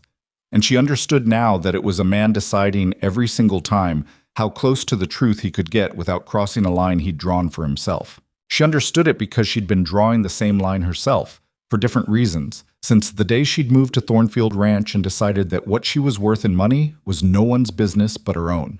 She turned and walked back to her horse. There was work to do. There was always work to do. And Holloway had a meeting with a land buyer happening right now behind glass and carved stone, and every hour between today and Thursday was an hour in which someone in the valley could receive a notice that Vivian Blackthorne could not yet legally stop. She mounted and rode, and the cold gray sky pressed down on the flat land around her, and she thought about what it meant that the man she'd trusted turned out to be more than she'd imagined, and what it meant that she was still, despite everything, inclined to trust him. She didn't have a clean answer for that yet. She suspected she wouldn't, for a while. She rode back to Thornfield Ranch with the cold wind at her back and the particular weight of someone who has just had the ground rearranged beneath them and has not yet decided what to do about it. The ranch looked the same as it always looked. The main barn, the water trough Gideon had repaired by lantern light 3 weeks ago, the south fence line running clean and straight where he'd replaced the posts the first week he was there. All the same. All slightly different now, the way a room looks different when you discover that something you thought was furniture turns out to be load-bearing. Cray met her at the barn. He read her face with the efficiency of a man who'd worked beside her for 3 years and said nothing about what he read. "Everything all right in town?" he asked. "Not entirely," she said. "But it will be. How's the east pasture?" "Settled. Pete handled it well." She nodded and handed off her horse and walked to the main house and sat at the kitchen table with her notes and Fitch's signed statement and the particular problem of what to do with the next 4 days while Gideon was in Omaha and Holloway was still operating and the Crane deadline was Friday. The anger was still there. She wasn't the kind of person who processed anger quickly, and she didn't particularly want to. The anger was legitimate. She'd given Gideon something real over the past 4 weeks. Real trust, real confidence, the kind of professional candor she reserved for people she'd decided were worth it, and he'd received all of it while sitting on a fact that changed its entire context. The fact that his reasons were not malicious didn't make the deception smaller. It just made it more complicated. She sat with that for a while. Then she set it aside because there was work to do, and sitting with it wouldn't make it smaller either. What she needed to do in the next 4 days was keep Holloway from moving on any of the threatened properties before the Omaha proceedings could produce something with legal teeth. She couldn't file an injunction herself. She wasn't an attorney, and she didn't have standing as a private citizen to stop a bank's foreclosure actions. But she had something that might work as a temporary measure if she used it correctly. She had money. Not the performing of charity kind of money she'd already dismissed as a solution to a systemic problem. Something more targeted. She needed Holloway to believe for the next 4 days that pursuing the Crane foreclosure on Friday would produce a complication he hadn't planned for. Something that would make him slow down rather than stop. Because stopping was too dramatic and would put him on alert, but slowing down was something a careful man might do when a situation seemed to be developing unpredictably. She thought about this for a long time and arrived at something she wasn't sure would work, but couldn't find a better version of. On Tuesday morning, she rode to the Crane place. Hester met her at the door the same way she always did, directly, without preamble, with the composure of someone who had made peace with difficulty without pretending it wasn't difficult. She had coffee ready, which Vivian suspected meant she'd seen the rider coming from far enough away to put the pot on. They sat at the same kitchen table as before. The foreclosure notice now moved from its position near the center to the edge, as if Hester had decided it didn't deserve the center of her table anymore. "I need to buy 3 days," Vivian said. "Maybe 4. Hester listened while Vivian told her what she'd assembled. The pattern in the county records, the assessment methodology, Fitch's statement. She didn't tell her about Gideon, about what she'd learned on the street outside the bank. That was a different conversation for a different time. What Hester needed to know was whether there was real ground under the effort Vivian was describing, and Vivian laid it out carefully and completely so Hester could judge for herself. When she finished, Hester was quiet for a moment. "You think this holds up?" she said. "I think what I have right now would give a careful attorney a strong starting position," Vivian said. "But starting positions aren't outcomes. I need the inside of the bank, and I need the right court, and getting both of those requires more time than you have until Friday. So you want to delay the foreclosure?" "Yes, without triggering Holloway's attention in a way that makes him move faster." She paused. "I want to make a partial payment on your loan, through the bank, formally, with documentation. Large enough to be meaningful, small enough to look like a genuine act of financial desperation from someone trying to buy herself a few days rather than a strategic maneuver." Hester looked at her steadily. "And what does that actually do?" "It creates a procedural complication," Vivian said. "A formal partial payment on a loan under active foreclosure creates a notation in the bank's records that the borrower is making good faith effort to resolve the debt. Foreclosure proceedings against a borrower in demonstrated good faith are legally messier than against someone who's made no payment. Holloway would need to consult his bank's legal protocol before proceeding, which buys at least 2 or 3 days. Will he consult the protocol?" "He's careful," Vivian said. "He's been careful for 4 years. A careful man doesn't skip steps when something unexpected happens. He pauses to assess." She held Hester's gaze. "I'm trying to be the unexpected thing that makes him pause." Hester picked up her coffee and held it in both hands, and looked at the table for a long moment. Outside, somewhere on her property, Vivian could hear cattle, the slow, reliable sound of animals doing what they did, indifferent to everything that mattered to the humans around them. "This is my land," Hester said. Not confrontationally, just establishing the fact. "My husband broke this ground. I'm not going to be managed out of my own situation." "I know," Vivian said. "So I want to understand exactly what I'm agreeing to and exactly what it costs." Vivian told her. The exact amount. The procedural outcome it was designed to produce. The risks. That Holloway might move anyway, that the delay might not be as long as she hoped, that the Omaha proceeding might hit complications she couldn't predict from where she was sitting today. Hester listened to all of it. "All right," she said, "do it." They rode to Cedar Plains together that afternoon. Vivian made the payment at the teller window, documented, formal, with a written notation requesting confirmation of receipt and its effect on the foreclosure timeline. The teller, not Warren Fitch, one of the others, processed it with the neutral efficiency of someone who handled transactions and left the complications to other people. He disappeared into the back for several minutes. When he returned, he gave Vivian a receipt and told her in a carefully neutral voice that the matter would require review. Holloway appeared in the doorway of his office. He looked at Vivian. He looked at Hester beside her. Something moved behind his professional composure. Not quite anger, not quite alarm, but a kind of recalculation that Vivian watched happen in real time and noted with satisfaction. "Mrs. Blackthorne," he said. The warmth was there, but thinner than it had been. "I wasn't expecting you again." "I had business," she said pleasantly. "I hope that's not inconvenient." "Of course not." His eyes moved to Hester. "Mrs. Crane." Hester looked at him with the particular steady composure of a woman who has nothing to be afraid of and knows it. "Mr. Holloway," she said. The silence lasted exactly long enough to be uncomfortable for only one of the three of them. Then Holloway said that the review of the payment's procedural implications would take several business days, and that they would receive written notification of the outcome. And Vivian thanked him for his time, and they left. Outside, Hester said, "He's going to try to move faster." "Maybe," Vivian said. "Or he's going to decide that the careful move is to wait and see what this is before reacting to it. Careful men have a bias toward waiting." "You're betting on him being careful." "I'm betting on 4 years of evidence that he values his operation's survival over any individual transaction," Vivian said. "One property isn't worth the risk of doing something messy if there's a complication he doesn't understand yet." She was right about that, as it turned out.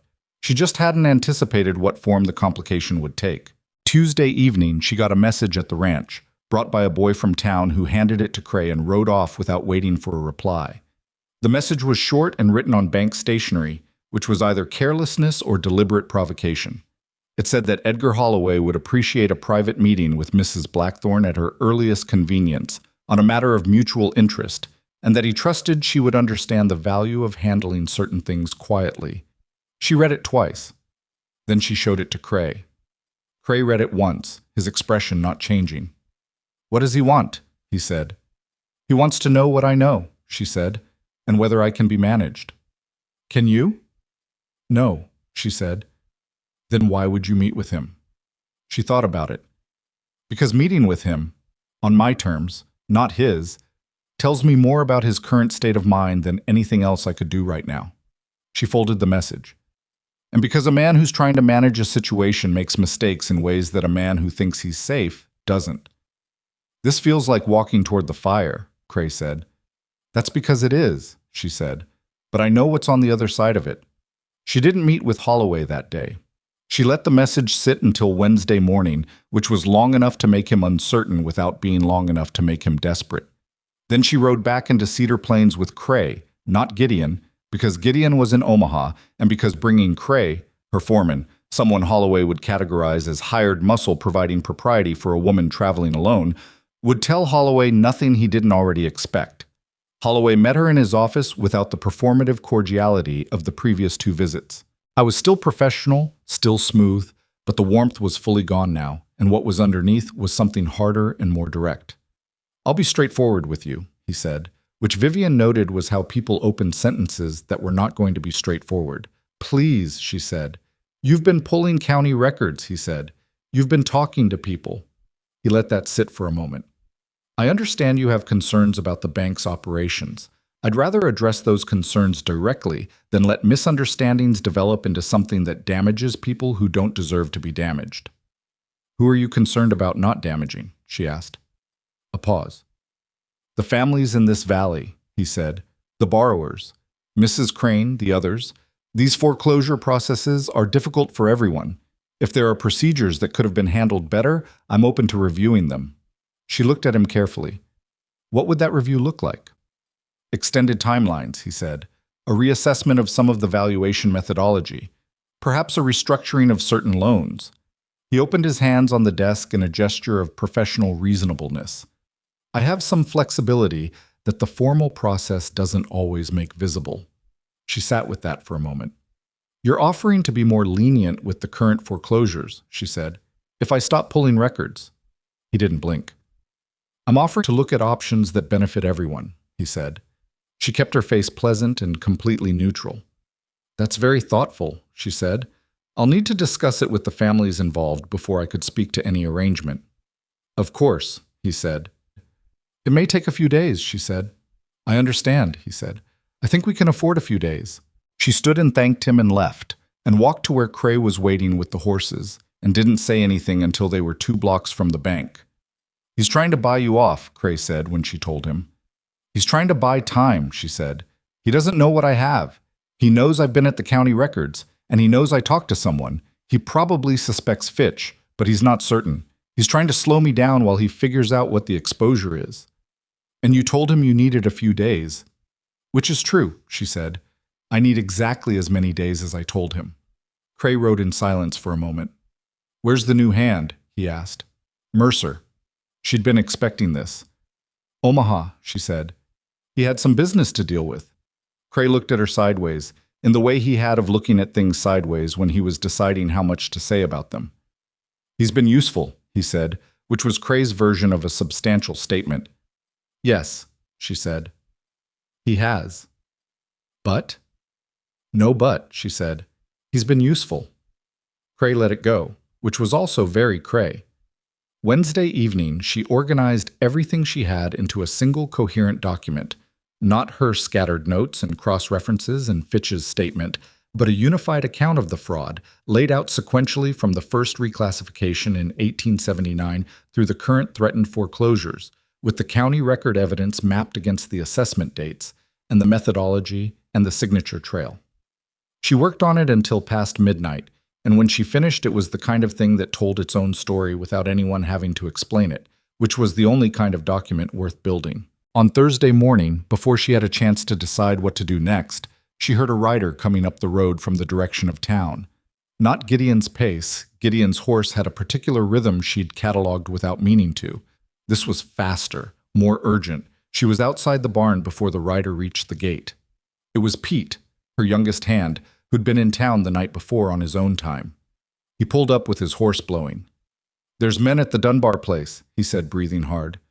"Came last night, after dark. Holloway's men.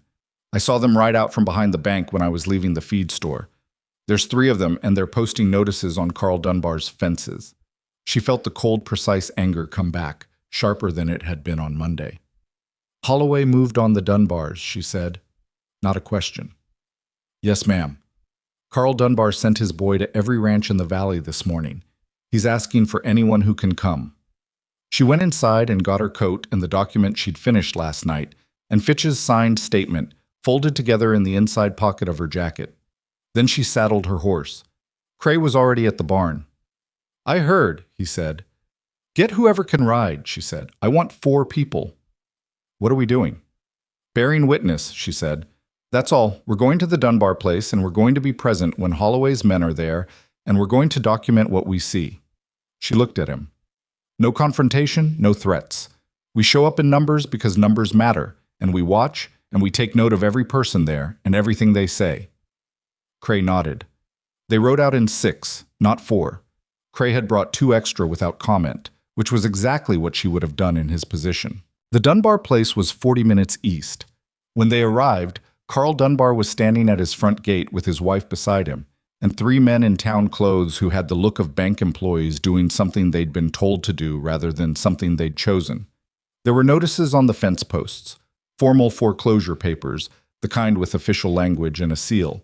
And Carl Dunbar was looking at them with the particular expression of a man who is trying to decide whether to tear them down or leave them up, because tearing them down might give someone a legal reason to do something worse. His wife, Ruth, had her arms crossed and her jaw set and was not saying anything, which meant she was saying everything.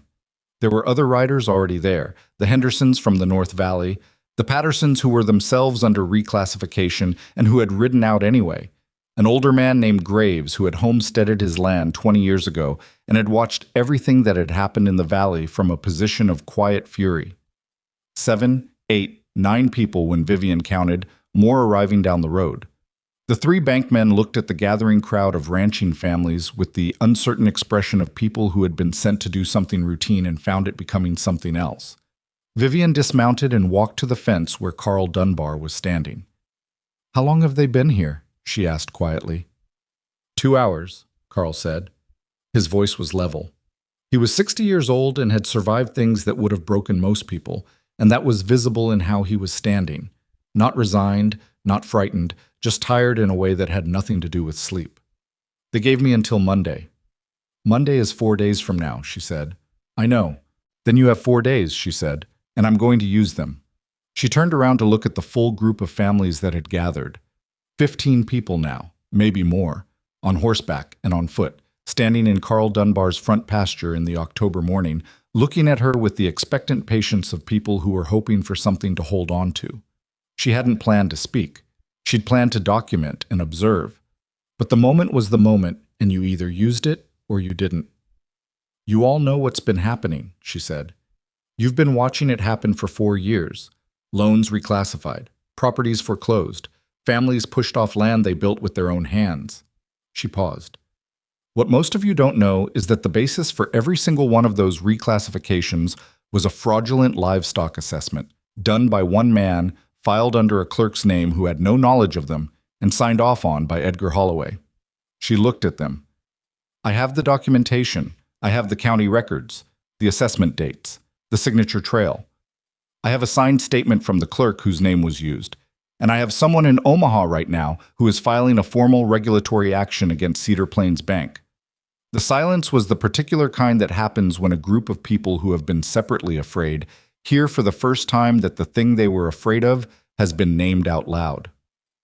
"Someone in Omaha," Carl Dunbar said carefully. "Who?" She paused. She hadn't intended to get to this part yet, not until Gideon was back and the proceedings were filed. But Carl Dunbar had asked the question directly and deserved a direct answer. The principal owner of the Mercer Banking Company, she said, which is the parent company of Cedar Plains Bank. She looked at them steadily. He came to this valley to investigate the fraud himself. Undercover. He found what he was looking for. The silence changed quality. A different kind of silence. Ruth Dunbar said quietly, "The bank owner is investigating his own bank?" "Yes," Vivian said. "How do you know he isn't just going to cover it up to protect his own operation?" one of the Hendersons called out. "Because he doesn't need to cover it up," she said. "Edgar Holloway has been running this scheme without his employer's knowledge. When the owner finds out what's been done under his institution's name, there's only one choice that makes sense. Cut Holloway off, reverse the damage, and demonstrate that the bank itself operates with integrity. Anything else exposes the entire company to liability." She paused. "He understands that. Believe me, he understands it." There were more questions. She answered the ones she could answer and acknowledged the ones she couldn't. After about 20 minutes, the three bankmen quietly got on their horses and rode back toward Cedar Plains, which meant nothing legally, but meant something in terms of the temperature of the day. By noon, she was back at Thornfield Ranch, and by early afternoon, her hands were tired, and the document in her jacket was slightly creased from being folded and refolded while she answered questions. And she was sitting at her kitchen table drinking coffee and thinking about the fact that she'd told 15 ranching families that Gideon Mercer was the owner of Mercer Banking Company before she'd actually told Gideon she was going to do that. She thought about what he'd say. She thought he'd say it was the right call, given what the situation required. She thought he'd say it calmly and without recrimination, because recrimination wasn't in his nature. She thought he might also feel something about it that he wouldn't say, because there were things in him he didn't say, and she was beginning to understand that the things he didn't say were not small. She was still sitting there when she heard a horse in the yard, late in the afternoon with the light going gold and flat across the pasture. She knew the rhythm of it before she got to the window. She went outside. Gideon dismounted, looking tired in a way she hadn't seen him look before. Not the ordinary tiredness of physical work, which sat differently on a person, but the kind that came from spending 2 days in legal offices and courtrooms and formal proceedings where everything moved at the pace of paper and no amount of competence could make it faster. He looked at her. She looked at him. "It's filed," he said. "All of it?" Emergency audit order, court-compelled document production, and a formal regulatory suspension of Edgar Holloway's authority over Cedar Plains Bank operations, effective as of this morning. He paused. "A territorial marshal will execute the audit order tomorrow at 9 in the morning. Holloway won't know until he arrives at the bank."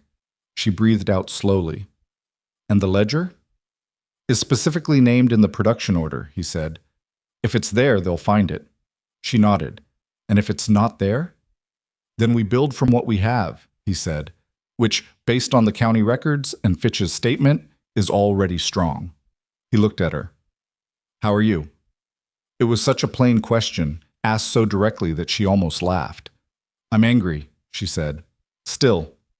"I know. And I told the Dunbar gathering this morning who you are," she said. "I told 15 families that you're the owner of the company that owns this bank, and that you came to the valley undercover to investigate the fraud." He was quiet for a moment.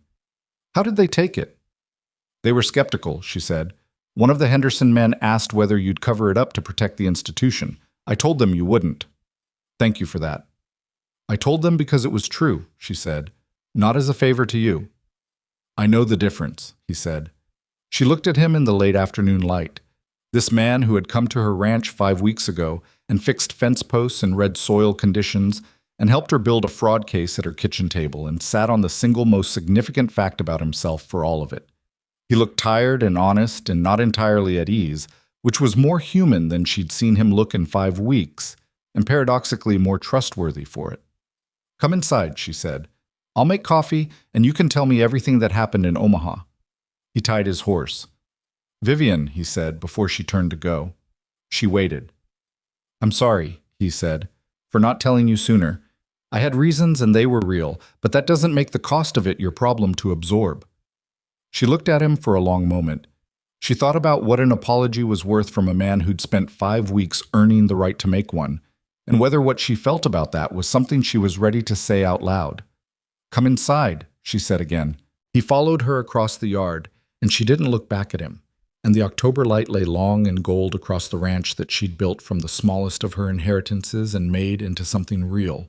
And tomorrow morning, a territorial marshal would walk through the doors of Cedar Plains Bank, and Edgar Holloway would discover that the ground had shifted under him, the same way ground shifts under everyone eventually, if enough careful, stubborn, methodical people decide to move it. She put the coffee on. He sat at the kitchen table, the same chair, the same angle of light from the window, and began to tell her what had happened in Omaha, and she listened with the same attention she'd been giving him since the first week, except that now she knew who she was listening to, and the knowing made everything he said land differently than it had before. Not better, exactly. Not worse. Just differently. The coffee was ready before he finished. She poured it and sat down across from him, and the papers were still on the table between them. Her notes, her ledger, the document she'd stayed up until midnight to write. And neither of them moved them, because they were part of what had brought them both here, and there was no reason yet to put them away. The marshal arrived at Cedar Plains Bank at 9 o'clock on Friday morning, exactly when Gideon had said he would. Vivian knew this not because she was there when it happened, but because Pete came riding back from town by 10 with the look of someone who had witnessed something he was still processing, and he described it in the particular breathless detail of a 19-year-old who had never seen institutional power exercised up close before. There were 4 of them, Pete said, still on his horse in the yard. The marshal and 3 men with cases, like document cases, leather ones. They just walked in the front door. I was at the feed store across the street, and I could see through the window. He paused to organize the memory. Holloway came out of his office. He saw them, and he stopped, like his legs stopped working for a second. Then he started talking, and the marshal handed him a paper, and Holloway read it, and the color went out of his face. "Did he resist?" Vivian asked. "No, ma'am." He stepped back and let them in. Pete looked at her. One of the men went straight to his office, like he knew exactly where to go. She looked at Gideon, who was standing beside her. He said nothing. "The ledger," she said quietly. "If it's there," he said, "they'll find it." It was there.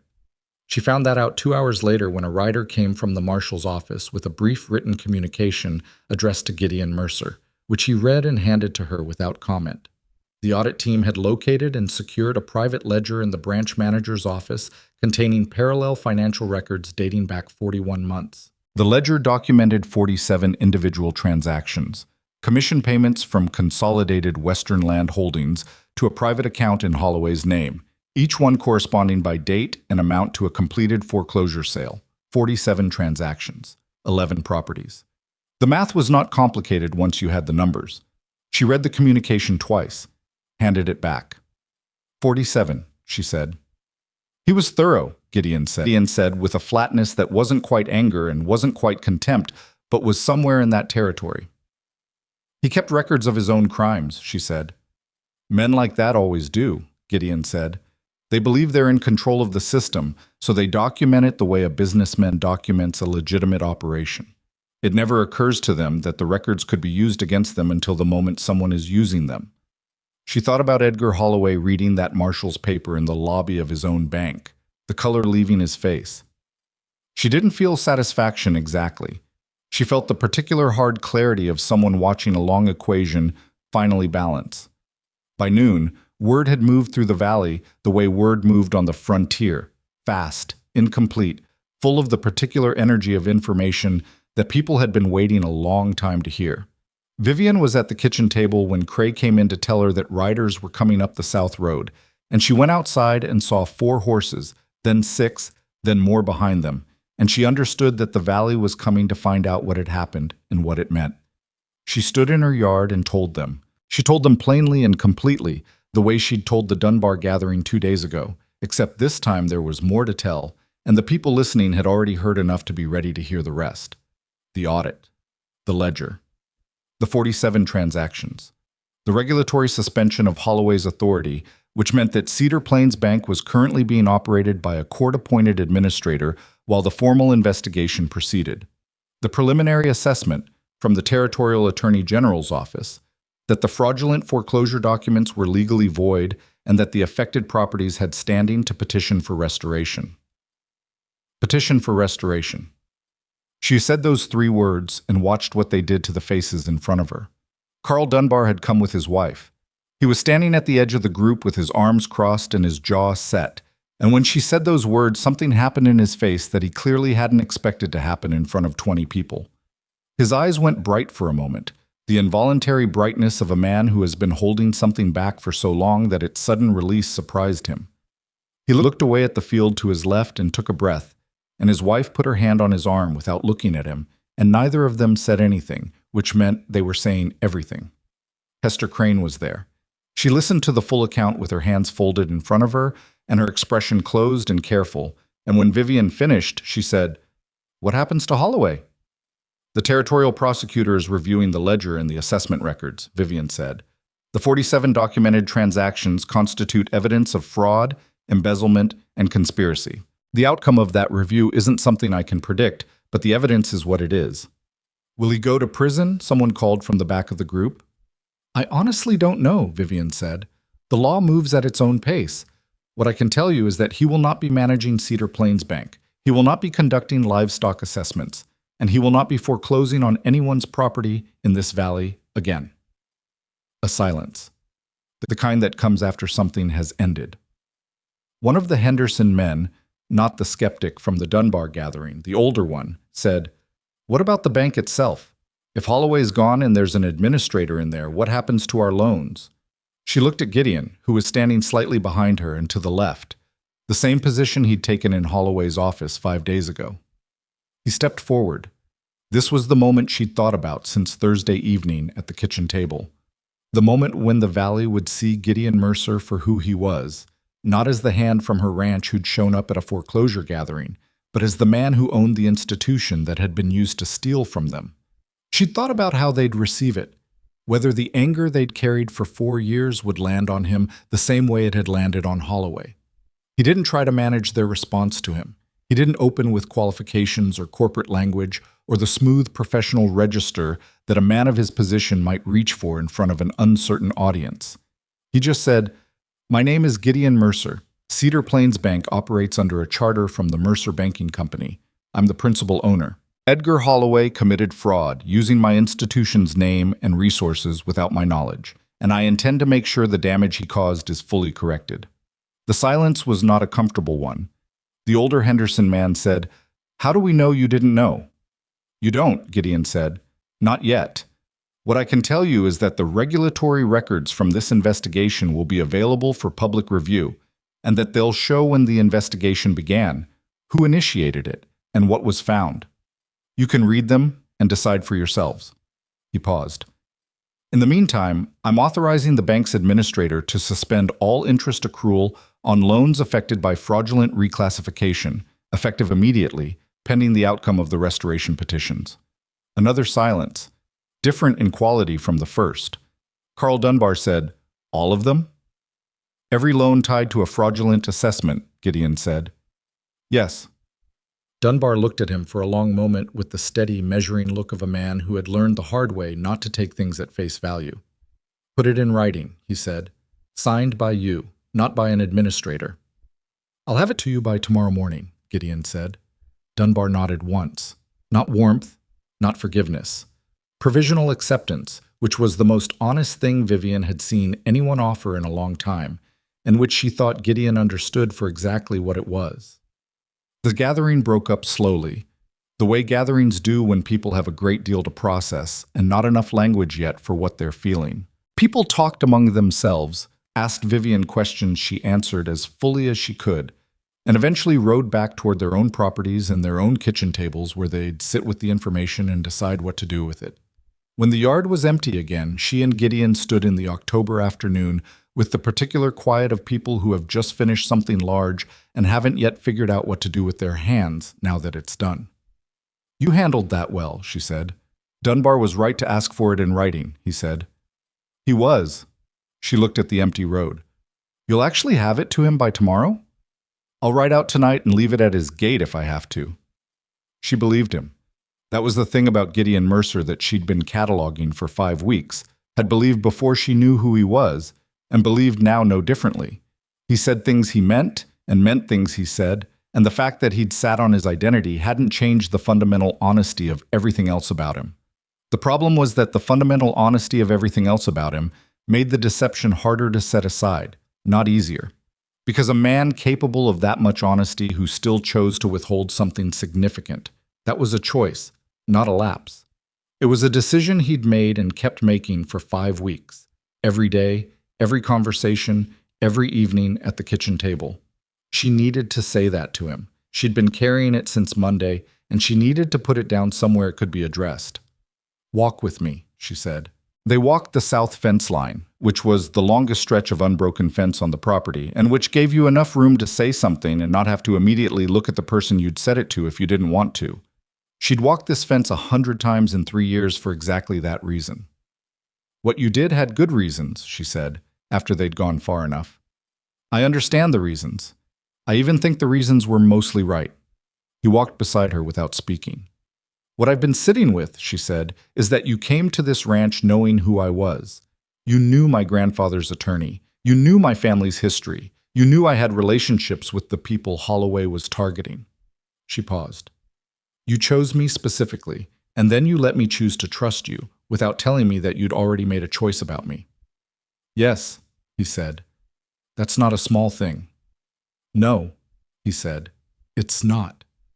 "I'm not asking you to apologize again," she said. "You apologized yesterday and I accepted it. What I'm asking is whether you understand what made it wrong. Not wrong in the operational sense, wrong in the personal one." He was quiet for long enough that she glanced at him. "You trusted me with things that mattered to you," he said, "because you believed you were making a free choice about someone you'd assessed on honest terms. And you were right to trust those things. Your judgment was accurate. But you didn't have all the information you needed to make that choice freely, which means the trust was real and the assessment was correct, and the choice still wasn't entirely yours." He paused. "That's what made it wrong." She walked without speaking for a moment. "Yes," she said. "That's what made it wrong." Another stretch of fence. The grass on the other side was dry and golden, the good color of late fall, the color that meant the season was turning and the work of the year was almost done. "Can I ask you something?" he said. "Yes." "If I had told you on the first day, if I'd come to your ranch and told you who I was and what I was trying to do, what would you have done?" She thought about it honestly. "I would have helped you," she said, "but differently. I would have been strategic about it. I would have been thinking about what the bank's involvement meant for the valley and how to use your authority to maximum effect." She paused. "I wouldn't have sat across a kitchen table at midnight figuring out the shape of the fraud from the ground up, because I wouldn't have needed to. I would have handed it to you and let you handle it." "And," he said, because he could hear there was more. "And it wouldn't have been mine," she said. "The case wouldn't have been mine. The work wouldn't have been mine." She looked at the fence line running straight and clean ahead of them. "I would have been a useful local contact for a bank owner conducting an investigation, and that's all." He was quiet. "I'm not saying that justifies what you did," she said. "I'm saying I understand why it produced the outcome it produced. Because the case we built together is better than anything I could have handed to a bank owner. The county records, Fitch's statement, the assessment circuit, the pattern across 4 years. I understand all of it because I built it. That means when I stand in front of those families and explain it, I'm not summarizing someone else's work. I know it the way you know a piece of land you've walked yourself." "Yes," he said. "That's still not a justification," she said. "I know," he said. "But it's a context," she said. "Yes," he said. "It's a context."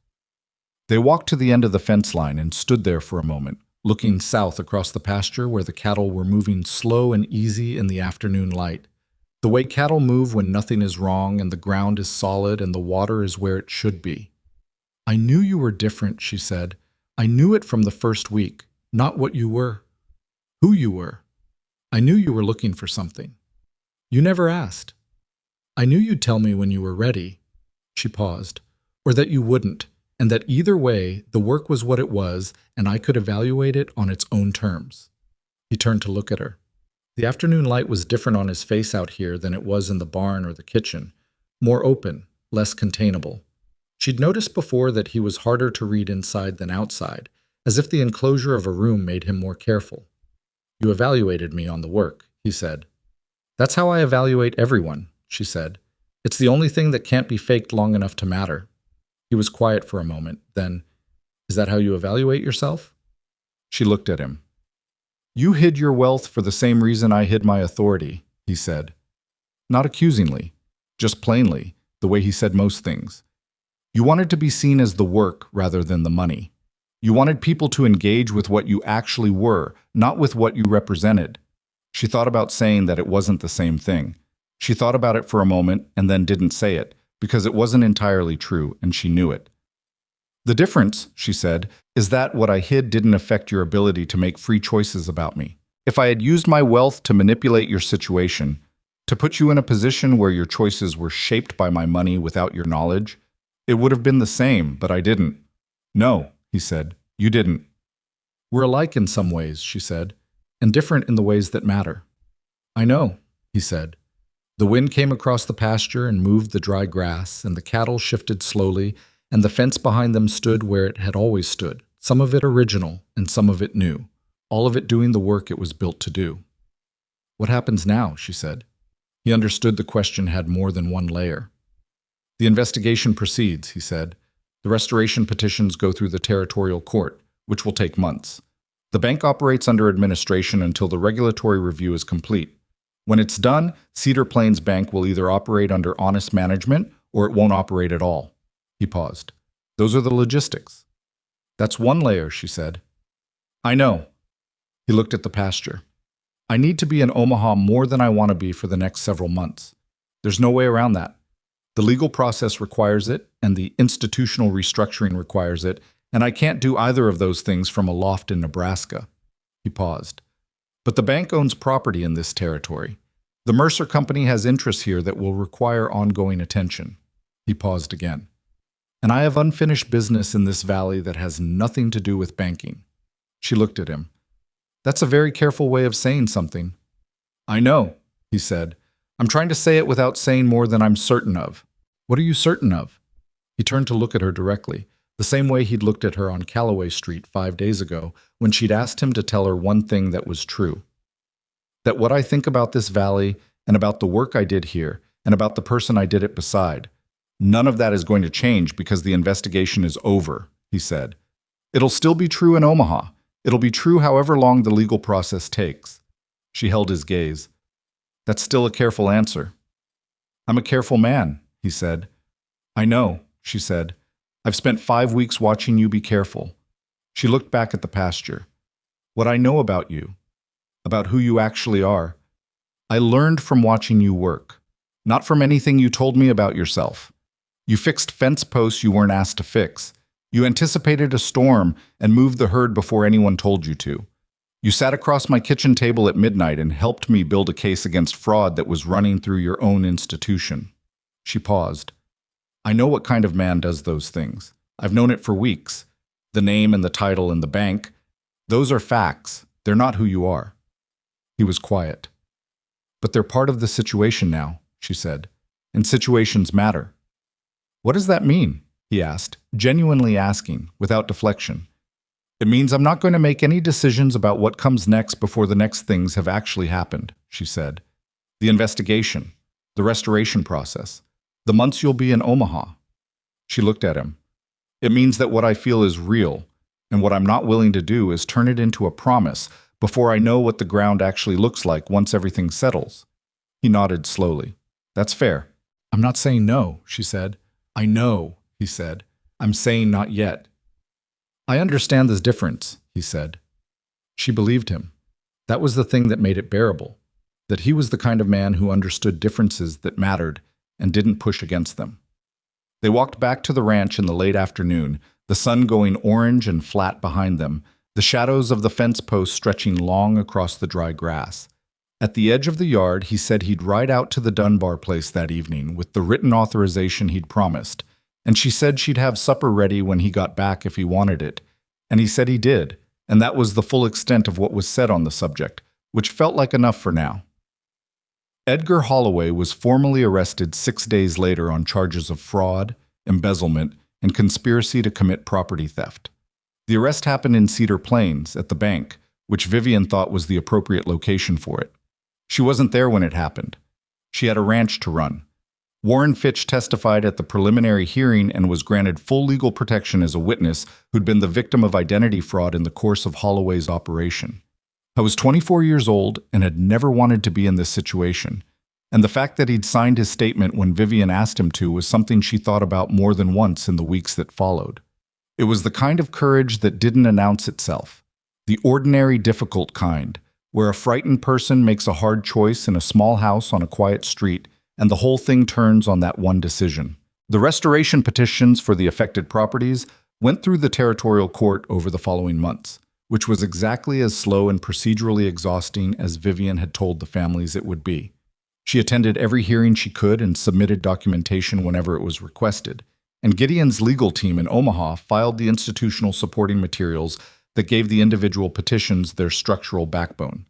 The court ruled in favor of restoration on 9 of the 11 foreclosed properties. 2 of the original families had already moved on and declined to return, which was their right, and the properties were sold at legitimate market value with the proceeds held in trust pending any future claim. Carl Dunbar got his land back in January. He rode to Thornfield Ranch to tell her, which she hadn't expected and which she was glad of.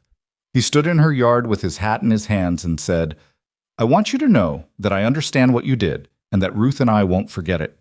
Then he put his hat back on and rode home, and she stood in the yard in the January cold and felt something she didn't have a precise name for. Not pride, something more complicated than pride. Something that had to do with what it meant to be useful in the way that actually counted. Hester Crane's petition was granted in February. She came to tell Vivian herself, sitting at the same kitchen table where the foreclosure notice had once occupied the center of the surface. They drank coffee and didn't talk much because what was true between them didn't need a great deal of words to be understood. Gideon came back to the valley in March. He'd written twice brief factual letters about the legal process and the institutional changes at Cedar Plains Bank, with a sentence or two at the end that was personal, without quite crossing into territory. She'd told him to leave until the ground settled. She'd read those sentences with more attention than she read anything else in the letters, and she'd written back in kind, updates about the ranch, the winter, the cattle, a sentence or two about the restoration hearings, and something at the end that was her own version of the same careful territory. She knew he was coming before he arrived, because she'd come to understand that she always knew, and the knowing was something she'd stopped arguing with. He rode up the South Road on a Thursday afternoon in the early March thaw, when the ground was soft and the creek was running, and the first real hint of what would eventually become spring was visible in the way the light sat on the pasture. He looked better than he had in October, less tired, more settled, like someone who had spent the winter doing necessary work and was finished with it. She was at the fence when he rode up. Not waiting, working, the fence pliers in her hand, a post she'd been meaning to reset for 2 weeks. She looked up when she heard the horse. He dismounted. "Fence needs work," he said. "It always does," she said. He tied his horse to the post she'd been working on and walked around to the other side of the fence and held it while she drove the staples. They worked together in the easy silence that had been their natural state since the first week. The kind of silence that doesn't require management. When the post was solid, she straightened up and looked at him across the top rail. "The valley is different," he said. "It was always good land," she said. "It just needed the weight taken off it." He nodded. "Holloway's trial is set for May," she said. "I know. I'll have to testify." "So will I." They looked at each other across the fence rail. The March wind moved across the pasture, cold but without the edge of winter. The kind of wind that promised something rather than taking it away.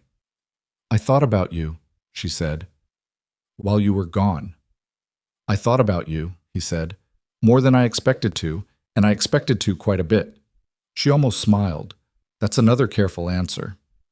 "I'm trying to be honest without overstating something I don't have the right to overstate yet," he said. "You have more right to it than you think," she said. "That's what I decided over the winter." He was quiet. "I decided," she said, "that the things I know about you, the real ones, the ones I watched for 5 weeks before I knew your name or your title or what any of it meant, those things don't change based on what I found out later. They were true before I knew. They're still true." She looked at him directly. "And I'm done waiting for the ground to settle, because the ground is what it is, and it's going to keep being what it is, regardless of whether I've decided what to do about it. What have you decided? He asked. That I'd like to see what this is, she said. Not what it represents, and not what it means for our respective positions, and not what it looks like to anyone in this valley or in Omaha. What it actually is. Between two people who are both more complicated than they appeared to be, and who worked well together in difficult circumstances, and who are, as far as I can tell, honest with each other about the things that matter. She paused. With the understanding that I have a ranch to run, and you have a company to run, and neither of those facts is going to change because of what we feel. He looked at her for a long moment. I'd like that, he said. Very much. She put the fence pliers in her jacket pocket and opened the gate. Come in, she said. I'll put coffee on. He led his horse through the gate, and she closed it behind him, and they walked back toward the ranch together in the March afternoon, and there was nothing either of them needed to say to make the moment more than it was. What happened in Cedar Plains Valley after that winter was the kind of thing that doesn't get recorded in formal documents, but that people who lived through it understood to be real. The honest management of Cedar Plains Bank, installed permanently after the regulatory review concluded in the spring, extended credit on fair terms to families rebuilding after the fraudulent foreclosures. The land that came back into the right hands was worked again the way it had always been worked, by people who'd built it and understood it, and the valley recovered the way land recovers when the thing that was damaging it is finally removed, steadily, without fanfare, in the ordinary daily rhythm of work done well. Vivian never made her wealth a public fact. There was no announcement, no revelation, no moment where the valley learned that the woman at Thornfield Ranch owned 20,000 acres and a fortune that would have made her the most powerful private citizen in the territory. She was who she'd always been, the woman at Thornfield Ranch who worked her own land and paid her hands fairly and showed up when it mattered. What changed was smaller and more durable than that. The families in the valley knew what she'd done, not because she told them, but because they'd been there, at the Dunbar gathering, at the county clerk's office, at the hearings where her documentation held the center of the case. They knew the way people know things that happen in front of them, and the knowing settled into the ordinary fabric of the valley without requiring anything more elaborate than that. She thought sometimes about what her grandfather had written in the note he'd left her. Don't let anyone tell you what it's worth, you decide. She'd always understood that as being about money, about not letting other people define the value of what he'd built. But sitting at her kitchen table in the spring, with the window open and the sound of cattle in the south pasture and the smell of thawed ground coming in on the morning air, she understood it differently. He hadn't been talking about money at all. He'd been talking about the things she'd found by going to the smallest ranch she owned and working the hardest work she knew, and discovering that what she was worth had nothing to do with what he'd left her and everything to do with what she did with the life she actually had. The money was a tool.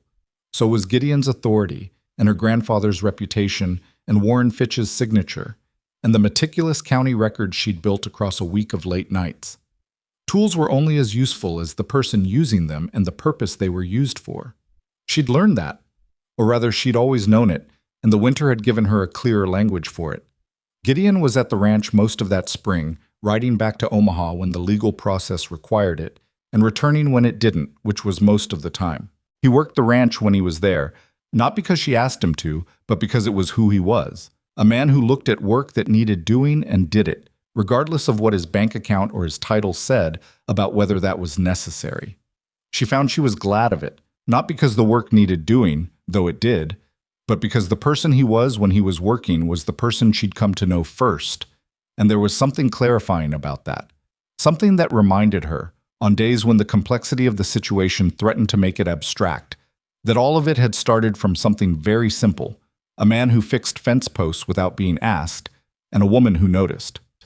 There was nothing simple about what they were, taken together.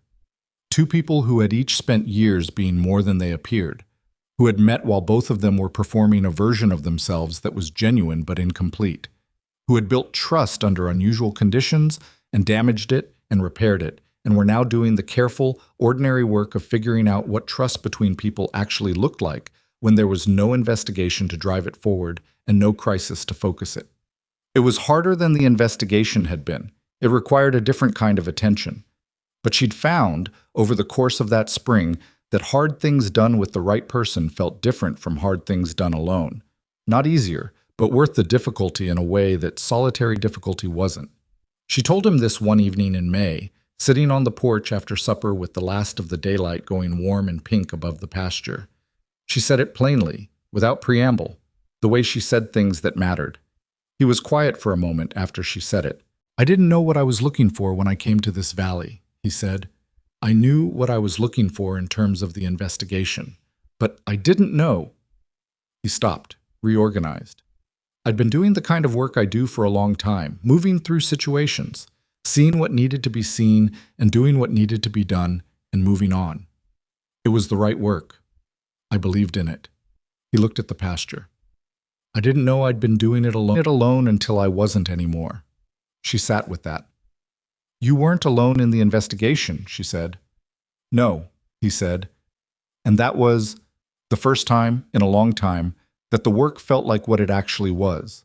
Not a strategy or an operation, just the right thing being done by the right people together. He paused. "I kept thinking about that in Omaha, about how different it felt." She looked at him. The evening light was doing what it did to him outdoors, opening him up, making him readable in ways he wasn't inside. "Stay," she said. It wasn't a demand or a plea, just a word, put plainly, with everything it meant left in the open for him to see. He turned to look at her. "Not all the time," she said. "I know the company needs you in Omaha. I know the trial is in 2 weeks, and the regulatory review needs your attention through the summer. I'm not asking you to give up what you do or pretend any of that isn't real." She held his gaze.